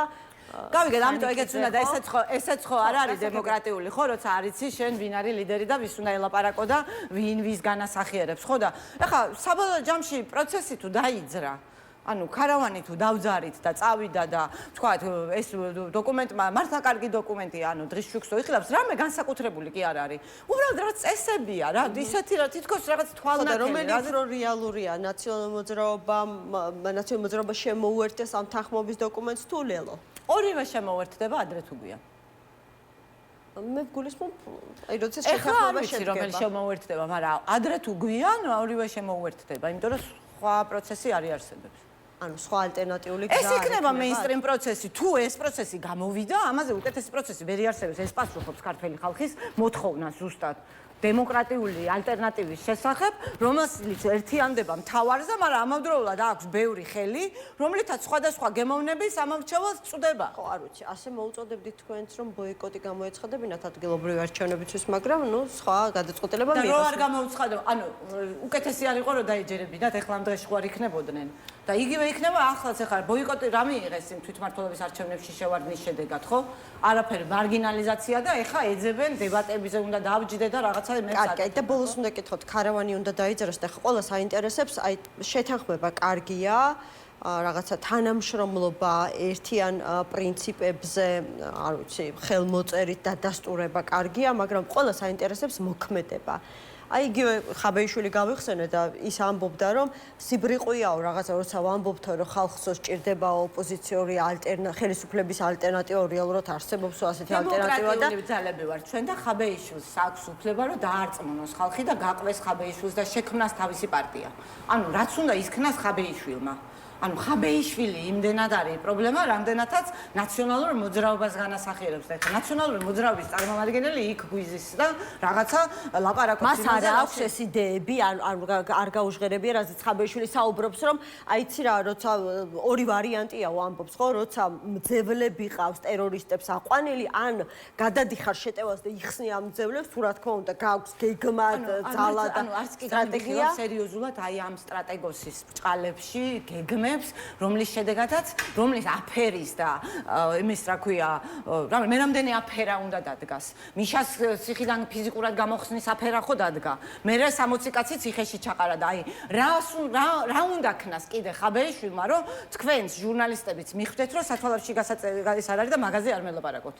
ანუ აი კიდე რამდენი ეკლაუნობა უნდა ჩაიდინოს. ნახე, 4 თვეა ზის ციხეში და ის ამბობს, რომ ეს დიალოგი ხელისუფლებასთან აუცილებელია იმისათვის, რომ პოლიტიკური ნიშნით დაკავებული ადამიანების გათავისუფლება დაიწყოს. მაშინ თქვენ როგორ ხედავთ ამ ადამიანების დახსნას? ითხოვს, რომ ანუ იქ ციხეში ზის 100 კაცი. არც ერთ ადამიანს, არც ერთ პოლიტპატიმარს თავში აზრად არ მოსვლია, ჩვენთვის მოეწოდებინა, დაუწექით ხელისუფლებას, კაპიტულაცია გამოაცხადეთ და ჩვენ გაგვათავისუფლეთო. ანუ ასე გიგეთ მისი ცხადია, მოწოდება? ითხოვს კაპიტულაციას, ოღონდ მე გამიშვითო, რასაც მანამდე აკეთებდა მისი ბელადი, ხო? ხელმოწერილი ჯერ არ არის შეთანხმება, ასე რომ შემიძლია რა ვთქვა. რასაც აკეთებდა შემდეგ გეგრძალებათ, ასე არა, შემდეგ უკვე თავდასხმა. როგორი სიტუაცია არის, იცი რომ შემდეგ ხაბეიშვილი ვეღარ იზავს ამას. ანუ მე აღარ მომიწევს ხაბეიშვილი. ხო, მაგრამ თქვენ შეზღუდული იქნებით, ხო? გავიგე, მაგრამ ხაბეიშვილი თუ ამას არ იზავს, შენ ხო ვერ დამელაპარაკები ამაზე და მე რატომ მომიწევს თავდასხმა? ხო, კი ბატონო, სანამ დაგელაპარაკებით, თქვენ მანამდე პოსტებს აცხობთ ხოლმე და გავიგე და ვაცხობ იმაზე, რომ ესე იქცევა, ხო? და ამ შეთანხმებაში თუ შემოვა ეგრე ვეღარ მოიქცევა იმ გზას, რაზეც შევთანხმდებით, თავს ნაციონალური მოძრაობის წარმომადგენელი ვერ დაესხმება. თუ დაესხმება, იქნება შეთანხმების დარღვევა და არავინ ვინც უპასუხებთ არ გამოვალთ შეთანხმების დამრღვევებად. ხვდებით რას ვიძახი? ყველაფერი არის წესებზე დამოკიდებული. არავის ლანძღვა თვითმიზანი არ არის. ილანძღები და თავს გესხმი მაშინ, როდესაც წესებს არღვევ და უწესოდ იქცევი. თუ წესებზე შევთანხმდებით და წესებს დავიცავთ, რატო ეუბნებიან ბიძინა ივანიშვილს დემოკრატია იყავი და ის ევროკავშირში არ მიგიღებთო? იმიტომ რომ დემოკრატიულ წესრიგში როცა შედიხარ, დემოკრატიულ წესებს და მის დაცვას აქვს მნიშვნელობა. პირველ რიგში, იმიტომ რომ დემოკრატიული ქვეყნები ერთმანეთთან არ ომობენ და მშვიდობის უზრუნველსაყოფად იქმნება როგორც წესი ალიანსები ამ ქვეყნებში. და ზუსტად ამ მშვიდობის უზრუნველსაყოფად ჩვენ გვჭირდება წესები. დემოკრატიული წესები. ამ წესებს ვინც დაიცავს, არავინ არ გახდება თავდასხმის საგანი. თამარ, ძალიან დიდი მადლობა. რამდენიმე დღეშიო თქვით და ველოდებით, რამდენიმე დღეში, ალბათ რა ვიცი, ერთ კვირაზე მეტი აღარ უნდა დაგჭირდეთ, ხო? ამ შეთანხმების. არა, მისულები ვართ ბოლომდე ვართ გასულები, ანუ ჩვენ რვა პარტიას შორის შეთანხმება არსებობს ყოველ შემთხვევაში. ხელით ჩამართმეული გვაქვს ერთმანეთისთვის და დანარჩენი მე რა უკვე ხა ნაცებთანაც მიდის მოლაპარაკება, ლელოსთანაც მიდის მოლაპარაკება და ჩემი აზრით ეს არის ერთადერთი ოპტიმალური სწორი გზა, რომელსაც გაიგებს შინაურიც, რომელსაც გაიგებს გარეულიც, რომელიც ჩვენი მეგობარია და ჩვენთვის კარგი უნდა. მადლობა, თამარ ჩერგოლეიშვილს, პარტია ფედერალისტების ერთ-ერთი ლიდერი იყო ჩვენი გადაცემის სტუმარი. რეკლამის შემდეგ ნუგზარ ციკლაური და გვექნება ჩართვა ია მეორმიშვილი შემოგვიერთდება ამერიკის შეერთებულ შტატებთან.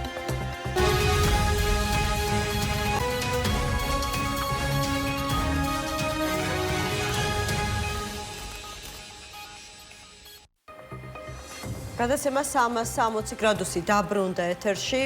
დღეს საქართველოს პროკურატურამ სასამართლოს უპატივცემულობის ფაქტზე ნიკა მელიას ბრალი წარუდგინა, ამ ბრალის წარდგენა საპატიმრო დაწესებულებაში მოხდა, სადაც პატიმარი პოლიტიკოსი იხდის სხვა საქმეზე უკვე სასჯელს.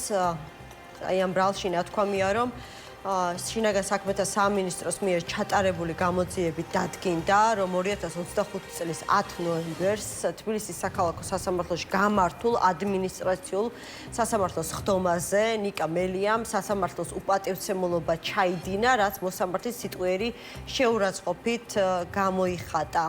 ეს ყველაფერი კი ითვალისწინებს სასჯელს ზომად 2 წლამდე თავისუფლების აღკვეთას და ვინაიდან ნიკა მელია სხვა სიხლის სამართლის საქმეზე გამოტანილი გამომტყუნებელი განაჩენის საფუძველზე, როგორც უკვე გითხარით და თქვენ ციცით, იხდის სასჯელს, პროკურატურა სასამართლოს წინა სასამართლოს ხდომის განსაზღვრის შუამდგომლობით მიმართავს. შეიძლება თუ არა მისი ციხეში ყოფნა აი ამ ბრალის საფუძველზე კიდევ უფრო გახანგრძლივდეს. ნუგზარ ციკლაური კოალიცია ცვლილებებისთვის ერთ-ერთი ლიდერი გვერდდება. ბატონო ნუგზარ, მოგესალმებით, მადლობა გადაცემაში მონაწილეობისთვის.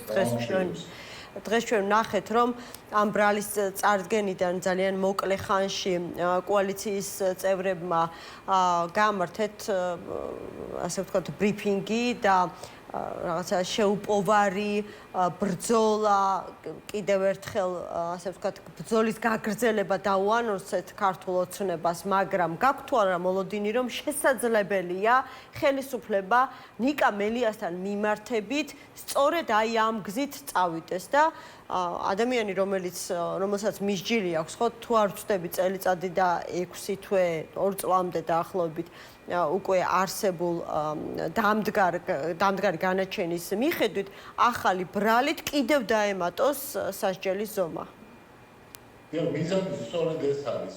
მოგეხსენებათ, რომ ამ წლის დეკემბერში გადის ეს აბსურდული ბრალი ნიკა მელიას, რის გამოც იხდის ის პატიმრობას და სწორედ ამიტომ არის მოგონილი ახლა ეს ახალი ბრალდება, რომ იმ დროისათვის, დეკემბრისათვის კიდევ ერთი ახალი სასამართლო ჩანიშნონ და ეს დამოკლეს מחვილივით მუდმივად იყოს დაკიდებული მის თავზე და ზოგადად ქართველი პოლიტიკოსების თავზე, რომ თუ წინააღმდეგობას გაწევ, თუ იბრძოლებ შენი ქვეყნისათვის, ამ შემთხვევაში ჩვენ შეგვიძლია რომ კიდევ ახალი ვადა დაუმატოთ იმ უსამართლო პატიმრობას, რომელიც გაქვთ. დიახ, სწორედ ამიტომ არის გაკეთებული ის, რაც დღეს ვნახეთ. ნიკა გვარამიასთან დაკავშირებით რა მოლოდინები გაქვთ, იმიტომ რომ ხვალ სხვათა შორის ბევრი ასე ვთქვათ პოლიტიკოსის სასამართლო პროცესი არის ჩანიშნული. გაქვთ მოლოდინი, რომ შესაძლებელია გვარამიასთან მიმართებაშიც იგივე სცენარით განვითარდეს მოვლენები, მასაც დაუმძიმდეს, ასე ვთქვათ, სასჯელის ზომა. სრულიად გამოუცნობია რა გზას დადგება, თუმცა ამ საქმეში, ამ ეგრეთ წოდებული საბოტაჟის საქმეში და სხვა შორის ეს მელიას საქმეც არის, ისევე როგორც იყო სხვა პოლიტიკური ლიდერების, რომელთა დააბრალეს, რომ უცხოეთში დადიოდნენ და თვითონ და საბოტირებას ეწეოდნენ ქართული ოცნების წინააღმდეგ, ნებისმიერი გადაწყვეტილება არის შესაძლებელი, თუმცა ნახეთ, რომ სხვების მიმართ იყო გირაო გამოყენებული ამ საქმეში ვინც არის. მამუკა ხაზარაძის და ბადრი ჯაფარიძეს გულისხმობ? დიახ, და ამიტომ ალბათ სავარაუდოდ უფრო მეტად უნდა და ვაშაძესთან დაკავშირებითაც და ზურაბ ჯაფარიძესთან დაკავშირებითაც იგივე მოხდა. ანუ სწორედ ამას გეუბნებით, რომ შესაძლოა ეს იყოს გამოყენებული, თუმცა კიდევ ერთხელ ვამბობ, სრულიად შეუძლებელი არის მათი ნაბიჯების გამოთხრობა, იმიტომ რომ ის არ ემყარება სამართლებრივ ლოგიკას. ის არის პირდაპირ პოლიტიკური ანგარიშწორების იარაღი, ახლა სასამართლოს გულისხმობ, მოსამართლეებიც არიან პოლიტიკური ანგარიშწორების ინსტრუმენტები და რა დავალებაც იქნება მიღებული გადაწყვეტილებას გამოიტანენ კიდევაც. ჩვენ ხედავთ ერთ რამეს ახლა, რომ ყველა ვინც იბრძვის ამ ქვეყანაში ღირსებისა და სიმართლისათვის და ეს იყო ნიკა მელიას სლოგანი, მოგეხსენებათ რამდენიმე წლის განმავლობაში, ყველა ამ ადამიანს ეუბნებიან, რომ ღირსება და სიმართლე და თავისუფლება ამ ქვეყანაში არის შეუთავსებელი. ამიტომ თუ ხარ პოლიტიკური პარტიის თავმჯდომარე და თუ გინდა რომ ღირსეულად იყო აი ამ პოლიტიკურ ასპარეზზე, სიმართლეს ემსახურებოდე, მაშინ ასეთი ადამიანების ადგილი არის ციხეში. არაფერი ახალი არ არის, როგორც ყველა ავტოკრატიაში, როგორც ყველა დიქტატურაში, ნებისმიერი თავისუფალი ადამიანი, რომელიც არის გარეთ, რომელიც თავისუფლად ამბობს თავის მოსაზრებებს, არის საფრთხე ხელისუფლებისათვის და ისინი ცდილობენ რაც შეიძლება მეტი გამოკეტონ ციხეში.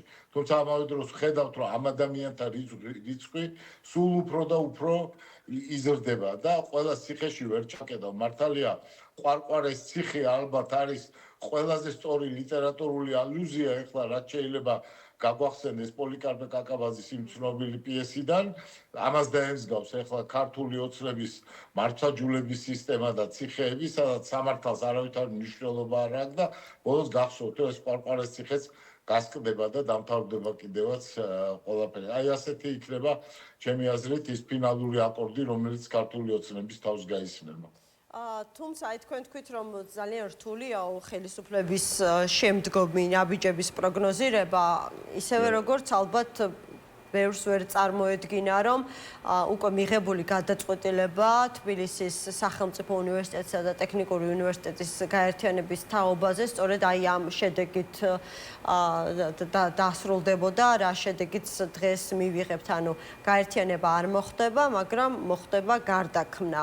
მოვისმინეთ ჩვენ შეფასებები, რომ აი მაგალითად სუსტ მდგომარეობაშია ქართული ოცნება, ვერ გაუძლო წნეხს მისივე გულმხურვალე მხარდამჭერებისგან, თუმცა არსებობს სხვა ვერსიებიც ამ საკითხთან დაკავშირებით. თქვენ როგორ ფიქრობთ, რატომ გადაწყვიტა ამ საკითხთან მიმართებაში ქართულმა ოცნებამ ახლა უკან დახევა? პირველ რიგში მინდა გითხრათ, რომ შესანიშნავი ანალოგიაა თქვენს მიერ მოყვანილი, მართლაც მარცხენა ხელმა არ იცის რას აკეთებს მარჯვენა ხელი დღევანდელ ქართულ ოცნებაში, ხელისუფლებაში და ახლა ნახეთ აბსურდი სადამდე მივიდა. ორი კვირის წინ, როდესაც გამოცხადდა ეს გადაწყვეტილება, გვეუბნებოდნენ, რომ ეს არის ერთადერთი გზა ჩვენი განათლების სისტემის გადარჩენის, რომ თუ არ მოხდა ეს გაერთიანება, რეფორმა ვერ შედგება და გახსოვთ, რომ როგორი იყო ხელისუფლების რიტორიკა. და ამბობდნენ რომ ეს არის აუცილებლობა და ეს არის ბრძნული ნაბიჯი. ახლა როდესაც სრულიად საპირისპირო გადაწყვეტილება მიიღეს და თქვეს რომ არ გავაერთიარებთ ამას, ახლაც ხელისუფლება ცდილობს გამოაცხადოს ეს გადაწყვეტილება რაღაცა სიბრძნის ნაყოფად. ეს არის ის აბსურდის მართლა თეატრი, რომელშიც დღეს საქართველოს ცხოვრობს, ქართველი ხალხი ცხოვრობს. სინამდვილეში ჩემი აზრით გადაწყვეტილი იყო STU-ს გაუქმება, ტექნიკური უნივერსიტეტის გაუქმება და როდესაც მოხდა ყველა მხრიდან საუნივერსიტეტო საზოგადოების აღშფოთება როცა მოყვა ამას და როდესაც რაც თავარია ყველა მიგრძნო თავის შეურაცხყოფილად რექტორებმა, სენატის წარმომადგენლებმა, ათასობით პროფესორმა, სტუდენტებმა საერთოდ არაფერი არ იცოდნენ იმის შესახებ თუ რა სიბრიყვეს გეგმავდა ხელისუფლება და მე ვფიქრობ რომ ამან მაინც გამოიწვია ის რომ გადაწყვიტეს უკან დაიხიონ, თუმცა მე არ ვფიქრობ რომ ეს უკან დახევა საბოლოო ჯამში რაღაც პოზიტივისაკენ წაგვიყვანს მთლიანობაში, იმიტომ რომ როგორც ქართული ოცნების ქმედებებიდან ვიცით, აუცილებლად დაიწყებენ რაღაცა ახალი ფორმების მოძებნას და თავარი ამოცანა როგორც ჩანს არის ერთის მხრივ ივანიშვილის არ შემდგარი უნივერსიტეტისათვის რაღაცა ფუნქციის გამოძებნა, ხოლო მეორეს მხრივ ქალაქ თბილისის ცენტრში უამრავი ამ შენობების და ემელის გასხვისება, რაც არის მათთვის ახალი კორუფციული წყარო.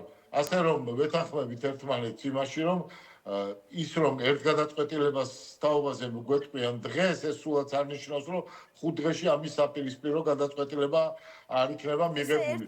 ერთობ უცნაური იყო, ხო, არ დაივიწყოთ რისი თქმა გსურდა. ერთობ უცნაური იყო და გუშინ მკითხულობდი, აღარ მახსოვს ავტორი ვიღაცამ დაწერა კიდეც სოციალურ ქსელში, რომ როგორც წესი დებატები წინ უნდა უსწრებდეს გადაწყვეტილებას და აქ კიდევ პირიქით გქონდა, როდესაც უკვე გადაწყვეტილება იყო მიღებული და დაანონსებული იყო დებატები მათ შორის პროფესორ მასწავლებელ აკადემიურ წრეებთან და განათლების ექსპერტებთან ხელისუფლების მხრიდან.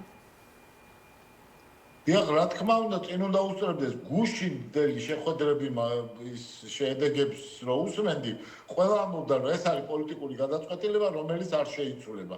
ეს არის და ყველა მოვისმინეთ, ხო, მთელი ამ რამდენიმე დღის განმავლობაში ყველაზე მთავარი რაღაც გზავნილი ხელისუფლების მხრიდან იყო, რომ არავითარ შემთხვევაში არ შეიცვლება. და დღეს ვნახეთ, რომ სრულიად საპირისპირო გადაწყვეტილება არის მიღებული.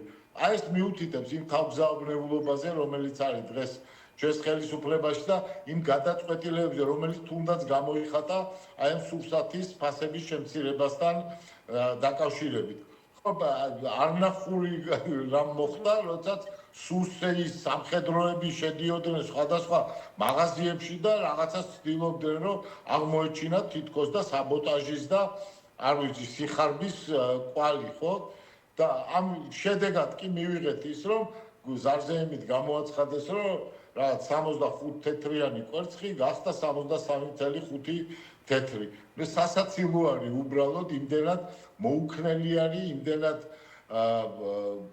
დისფუნქციური არის ახლა უკვე ხელისუფლება და ის რომ არავითარი დებატები ქვეყანაში არ არსებობს, ხო, სწორედ ამიტომ არის ის რომ პოლიტიკური კრიზისის გადაწყვეტას ეძებენ აი ამ სუსის და მხოლოდ და მხოლოდ დუბინკების გამოყენებით, ხო, ამიტომ არის ეს ქვეყანაში, თორემ რომ არსებობდეს დისკუსია, რომ არსებობდეს პარლამენტი, რომ არსებობდეს დებატები და არა ის ფსევდო რაღაცა დებატები, რომელიცაც ანუ ფსევდო პროცესში მონაწილეობენ თქვენი კოლეგა ოპოზიციონერები, აი ვიცით რომ წინა შემთხვევაში უარი თქვა გახარიას პარტიამ და შემდეგ ქართულმა ოცნებამ, ასე ვთქვათ, გააკრიტიკა კიდეც ამის გამო და თქვეს რომ თანხმობა ჰქონდათ გაცხადებული და შემდეგ ალბათ ზარი გაისმა ბერლინიდან და გადაიფიქრეს მონაწილეობის მიღება და დღეს ვხედავთ მათ საკუთარი პოლიტიკური გადაწყვეტილება ახსნეს იმით, რომ აუცილებელია გამოიყენოს შესაძლებლობა, როდესაც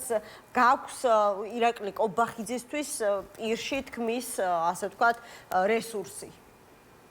ხო, არ ვიცი, მათი გადაწყვეტილება როგორ იცვლება და საბოლოოდ რა გადაწყვეტილებას მიიღებენ, თვით ამ დებატებზე შემიძლია გითხრათ სრულიად ცხადად, რომ ეს არის რაღაც პოლიტექნოლოგიური თაღლითობა ქართული ოცნების მხრიდან და სხვა შორის მე და თქვენ საუბრობდით ერთი კვირის წინ, სადაც გითხარით, რომ ალბათ ფინალი იქნება, რომ ხალხის ზალა, ნეიტრალური საქართველო და ქართული ოცნება იდებატებენ ერთმანეთში და გირჩი, რომელიც ეს არის ერთი ორბიტა, ეხლა არაფერი სხვაობა ამათ შორის არ არის.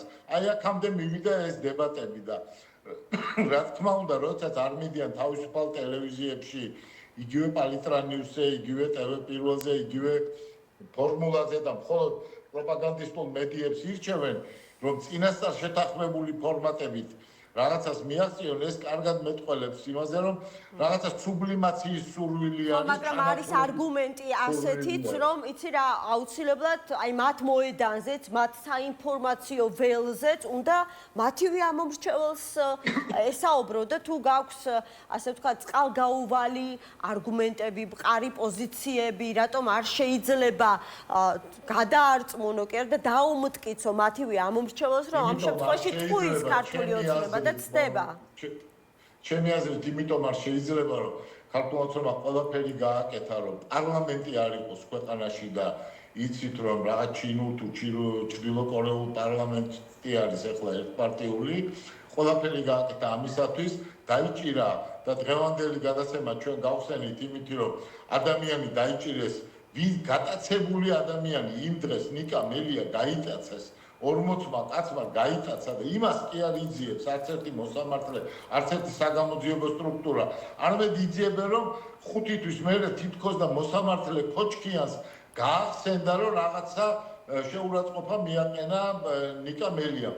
ეს ხომ არის ბლეფი. როდესაც არ არსებობს სასამართლო, არ არსებობს პარლამენტი, ასობით ადამიანი, მსახიობები, მეცნიერები არიან ციხეში გამოკეტილები და შვიდობიან მოქალაქეებს, ტროტუარზე დგომისთვის აპატიმრებენ. ხო, როგორ შეიძლება ახლა ჩვენ ვიფიქროთ, რომ აი ამ ხელისუფლებამ, აი ამის ჩამდენმა ხელისუფლებამ უცებ გადაწყვიტა, რომ გახსნას დემოკრატიული ველი. ოღონდ მაინც და მაინც პროპაგანდისტულ მედიებში და არც ერთ სხვა ტელევიზიაში. ამიტომ მიმაჩნია, რომ ეს არის, როგორც მოგახსენეთ, რაღაცა პოლიტექნოლოგიური თაღლითობა ქართული ოცნების მხრიდან და თუ მათ ნორმალიზაცია მართლაც სურთ, თუ მართლა დისკუსიის გახსნა სურთ, ამისათვის ერთადერთი გზა არის პოლიტიკური პატიმრების გათავისუფლება, ახალი სამართლიანი არჩევნების ჩანიშვნა ჩვენი დასავლელი მეგობრების დაკვირვებით და ამ შემთხვევაში მოხდება პოლიტიკური კრიზისის გადაწყვეტა და ეხლა ის რომ ჩვენ პირში თვალში ნაცარი გვაყარონ და პირში ბურთი ჩავჩარონ ერთის მხრივ ასობით პატიმარი ყავდეს და ჩვენ იქ რაღაცა კოსტუმირებულ შოუში მივიღოთ მონაწილეობა ეს მგონი არის რომ პირველ რიგში ღალატი არის იმ ადამიანების ვინც უკვე 400 დღეზე მეტი არის აი ესეთი გასაოცარი სიმამაცით იბრძვიან საქართველოს თავისუფლების და დემოკრატიის. კი ბატონო, და ბოლოს აუცილებლად მინდა გკითხოთ Sky News-ის მიერ გავრცელებულ ინფორმაციასთან დაკავშირებით, რომ ევროკავშირი რუსეთის წინააღმდეგ სანქციების მე-20 პაკეტის ფარგლებში მესამე ქვეყნების პორტებისთვის სანქციების დაწესებას გეგმავს, მათ შორის საუბარია საქართველოში ყულევისა და ინდონეზიაში კარიმუნის პორტებზე. მაშინ, როდესაც ეს ყველაფერი ხდება იმ ფონზე, როდესაც ქართული ოცნება ურთიერთობების გადატვირთვის იმედს გამოთქვამს ამერიკის შეერთებულ შტატებთან და ევროკავშირთან. ეს განცხადებები იყო გაკეთებული, მათ შორის იმ ნაწილში, როდესაც კობახიძემ თქვა, რომ თვით ასე ვთქვათ, ევროკავშირიც კი განიხილავს რუსულ ხელისუფლებებთან ურთიერთობების გადატვირთვის პერსპექტივას. პირველ რიგში კომიკური იყო ეხლა იმ შეხვედრაზე, რომელსაც ასეულობით ადამიანი ესწრებოდა და ცერემონიალური ხელის ჩამორთმევები მიმდინარეობდა, თქმა იმისი, რომ რაღაც მოლაპარაკებები მიმდინარეობს, როგორც სახელმწიფო მდივან რუბიოსთან, ასევე ვიცე-პრეზიდენტ დივენსთან. ნუ ეს კიდევ ერთხელ აჩვენებს, რა დღეში არის ქართული ოცნება, იზოლაციის რა ხარისხი არის, რომ აი ეს შემთხვევით შეხვედრებსაც კი ასაღებენ რაღაცა ღრმა მოლაპარაკებებად ქვეყნებს შორის. და ასევე რას თქვენ ბრძანეთ ყულებთან დაკავშირებით, ცხადია, რომ ეს არის სანქცირება ქვეყნის და სანქცირება ქვეყნის იწევს ხალხის გაღარიბებას უდიდეს პრობლემებს საქართველოსთვის გეოპოლიტიკური თვალსაზრისით. რახან მივატეკი დამსახურე, მე ვფიქრობ, რომ ერთიანი კონტექსტი არის დღეს რეგიონალური ტურნე ამერიკის შეერთებული შტატების ვიცე-პრეზიდენტის სომხეთში და აზერბაიჯანში. ეს ერთი თითქოს არის ხოლო ზანგეზურის დერეფანთან დაკავშირებით, მაგრამ სინამდვილეში ეს არის მთელი რეგიონის ახალი ეკონომიკური არქიტექტურის, ახალი პოლიტიკური არქიტექტურის შენება და სად არის საქართველო, რომელიც ბოლო საუკუნეების განმავლობაში იყო უდავო ლიდერი ამიერკავკასიის. ყოველთვის ჰქონდა ცენტრალური როლი ამიერკავკასიაში. სად არის საქართველო? საქართველო არ არის ამ შეხვედრაზე მიწვეული. ქვეყანაში სადაც ჩამოდიოდა ამერიკის შეერთებული შტატების პრეზიდენტი, ევროპის ლიდერები, საფრანგეთის პრეზიდენტი, სადაც პომპეო ჩამოვიდა, რომელიც იყო ცენტრალური ადგილი მთელი ამიერკავკასიის და დიდწილად ტონს აძლევდა იმას, რაც ხდებოდა აზერბაიჯანში და სომხეთში.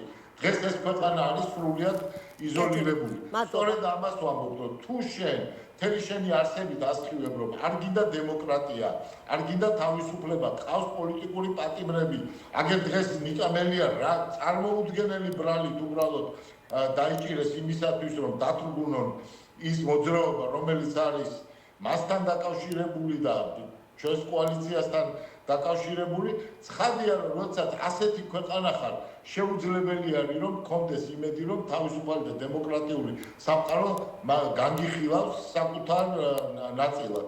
და ასე ხდება საქართველო, რომელსაც ჰქონდა უდიდესი პერსპექტივა და დღემდე შეიძლება, რომ ჩვენ გქონდეს კვლავ პერსპექტივა იმისი, რომ გავხდეთ ევროპული საზოგადოების ნაწილი, დავდგეთ ერად სხვა ერთა შორის. დღეს ეს საქართველო დადის და ხან ბოცვანას წარმომადგენლებს ელაპარაკება, ხან ერაყის ქურდისტანის ავტონომიასთან აქვს მოლაპარაკებები, ხან აშხაბადს მიეხეთქება და ხან ბიშკეკს.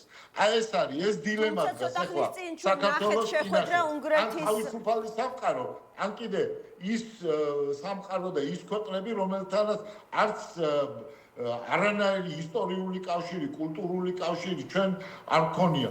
ჩვენ უნდა ვიყოთ ქრისტიანული სამყაროს განუყრელი ნაწილი, ევროპის, ევროატლანტიკური სივრცის განუყრელი ნაწილი და შემდეგ უკვე სხვადასხვა ქვეყანასთან ძალიან კარგი და მისასალმებელი არის ურთიერთობები, მაგრამ ქართული ოცნება მხოლოდ იმიტომ, რომ დარჩეს, მხოლოდ იმიტომ, რომ ის 20 მილიონები მოიპაროს და სახში დააწყოს, ოქროს ზოდები მოიპაროს და სახში დააწყოს, დღეს ღალატობს საქართველოს ისტორიულ მისიას, ისტორიულ გზას და ირჩევს ამ რაღაცა ვითომ აშხაბადების მიმართულებას, ირჩევს მხოლოდ იმის გამო, რომ ძარცვის უფლება შეინარჩუნოს.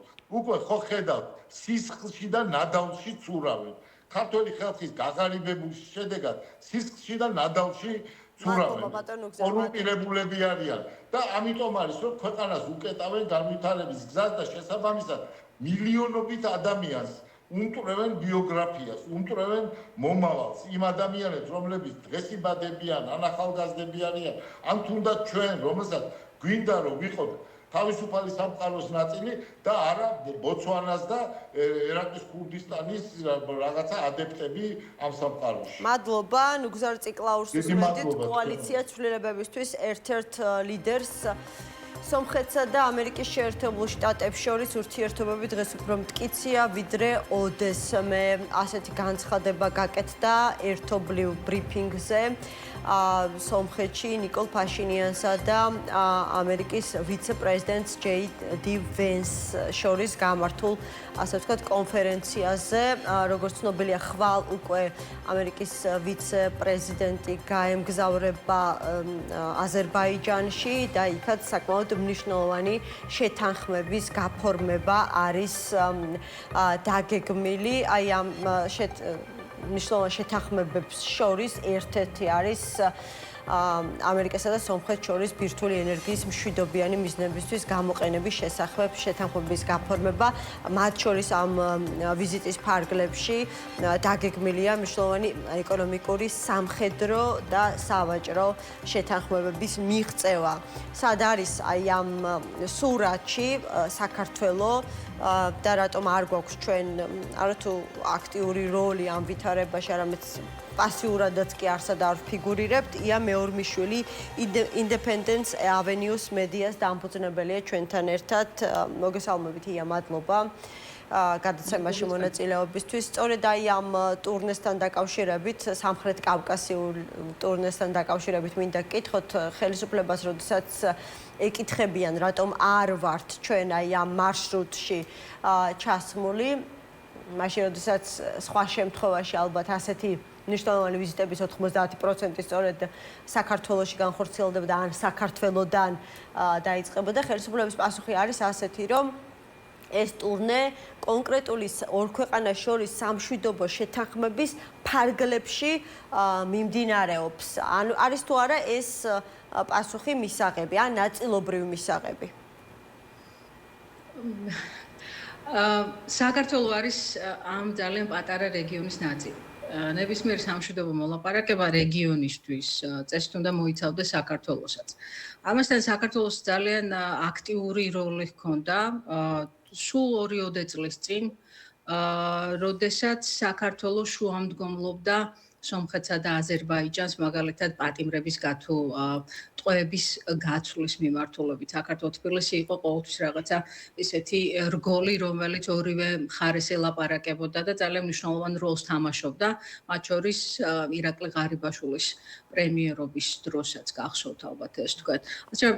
მხოლოდ იმის თქმა, რომ ეს მხოლოდ სამშვიდობო მოლაპარაკებას უკავშირდება, რა თქმა უნდა, აქედან გამოკლებულია საქართველო, მაგრამ თვითონ ის ფაქტი, რომ კი, რა თქმა უნდა, ამ სამშვიდობო მოლაპარაკებას უკავშირდება, მაგრამ ეს ხომ არ არის მხოლოდ ორი ქვეყანა არის ძალიან პატარა რეგიონი და დღეს რაც JD Vance-მა განაცხადა საქართველოს ხსენების გარეშე, იყო ის, რომ რეგიონულ ტრანსპორტზე, რეგიონულ ინფრასტრუქტურულ განვითარებაზე ქონდა მას საუბარი ფაშინიანთან.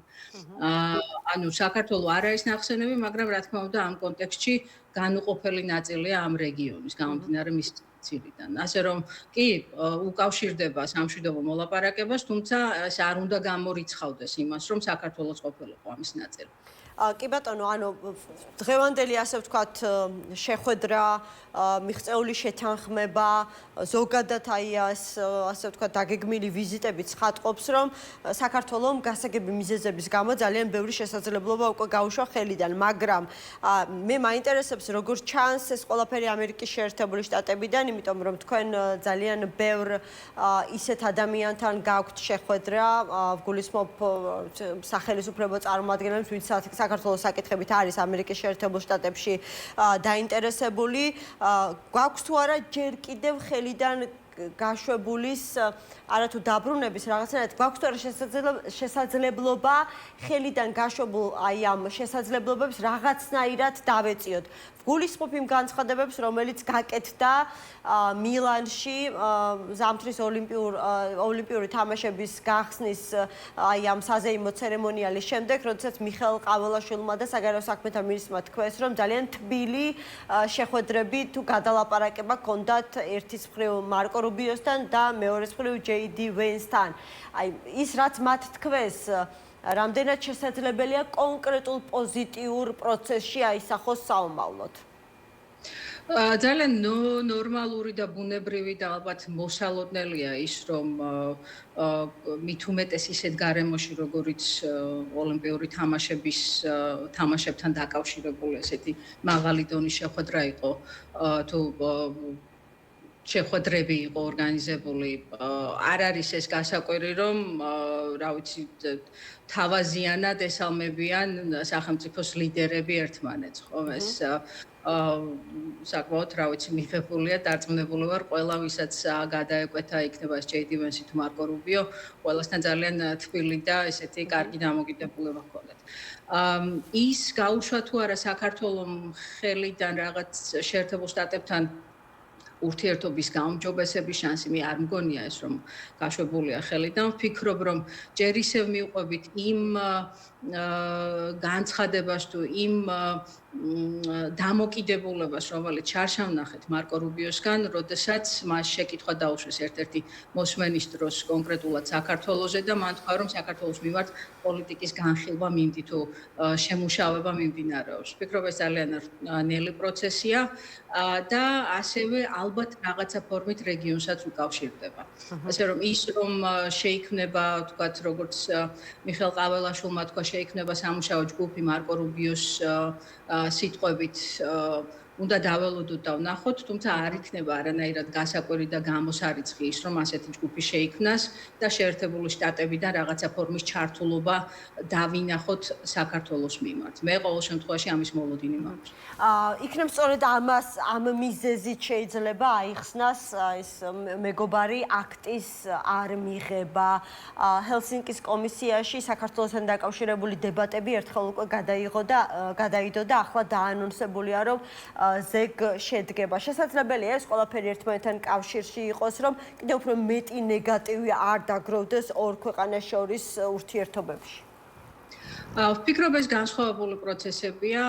ხედავ, რატომაც შეიძლება გაჩნდეს ეს ასეთი შეფასება ან კითხვა, მაგრამ მე არ მგონია, რომ კონგრესი და მით უმეტეს ჰელსინკის კომისია რაღაცა ფორმით კოორდინაციას აკეთებდეს, ვთქვათ, მოსმენების თეთრ სახლთან.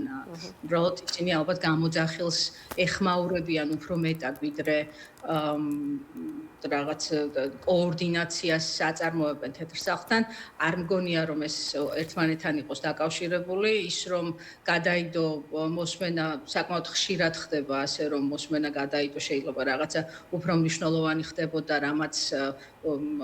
რაც უფრო მეტად დაწინაურდა განრიგში ვიდრე ეს თემა, მაგრამ ფაქტი ის არის, რომ არ გაუქმებულა ეს უბრალოდ გადაიდო.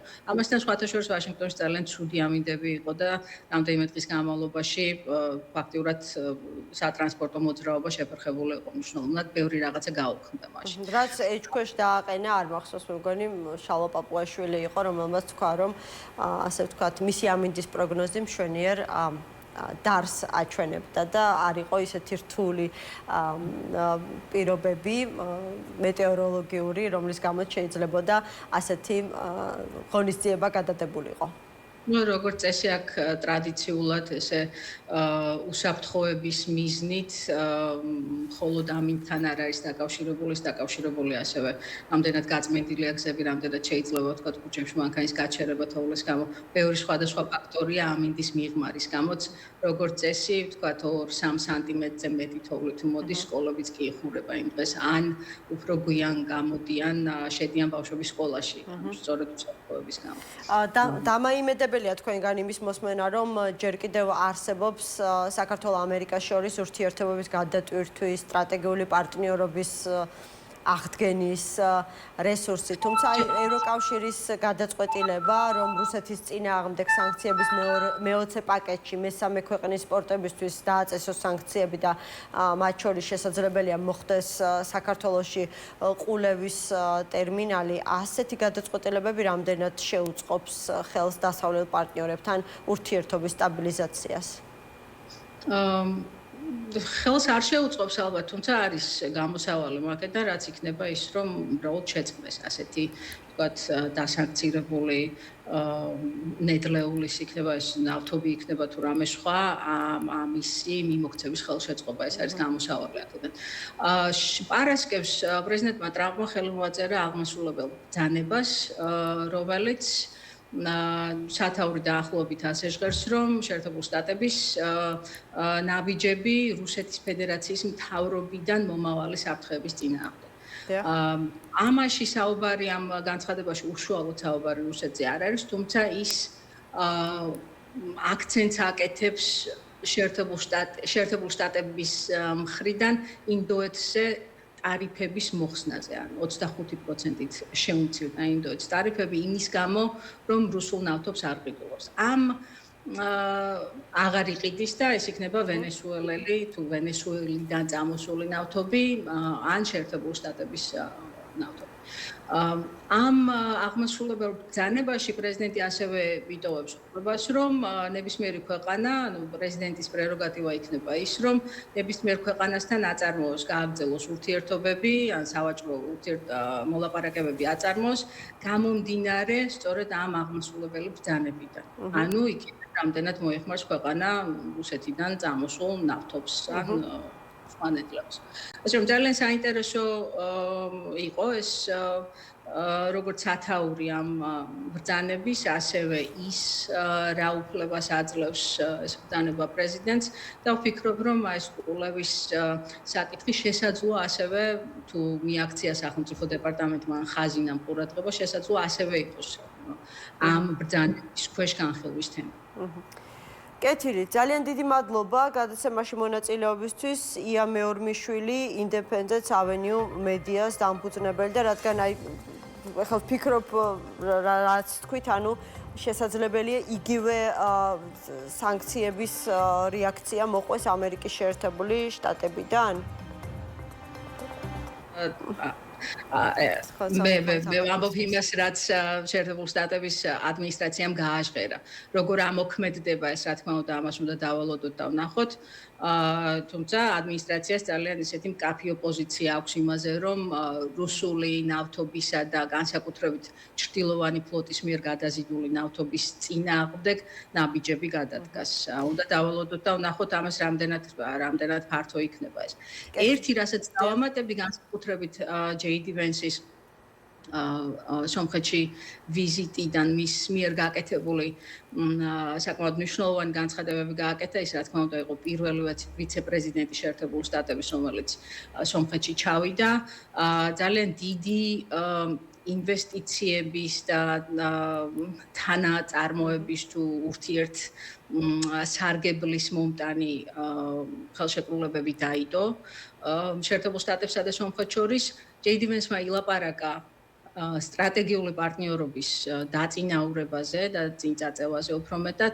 ასევე მან ისაუბრა იმაზე, რომ სომხეთში არჩევნები მოდის, მოგეხსენებათ აპრილშია იქ დანიშნული არჩევნები და არის ვთქვათ მოლოდინი იმისა, რომ რუსეთი ამ არჩევნებში რაღაცა ფორმით ჩაერევა, რაც ალბათ მოსალოდნელია არა მხოლოდ ვთქვათ დამკვირვებლების მხრიდან, არამედ თვითონ და კონკრეტული განაცხადია, ხო, ამერიკის შეერთებული შტატების მაღალი რანგის პოლიტიკური პირის ჩასვლა სომხეთში ფაქტობრივად არჩევნების წინა პერიოდში. თქვა კიდევაც ეს არა მხოლოდ ის, რომ სიგნალი გაეგზავნა, ვთქვათ, მხოლოდ ვიზიტით. ჯეიდი ვენსმა თვითონ განაცხადა ის, რომ სომხეთში მნიშვნელოვანი არჩევნები მოდის და არ ვიცი, ვთქვათ, ჩემი ჩართულობა რამე მნიშვნელობა ექნება თუ არა ჩემს მხარდაჭერას პრემიერ-მინისტრის მიმართ, მაგრამ თუ ეს სჭირდება, მას ანუ მხარდაჭერა გამოთქვა საბოლოო ჯამში მის მიმართ.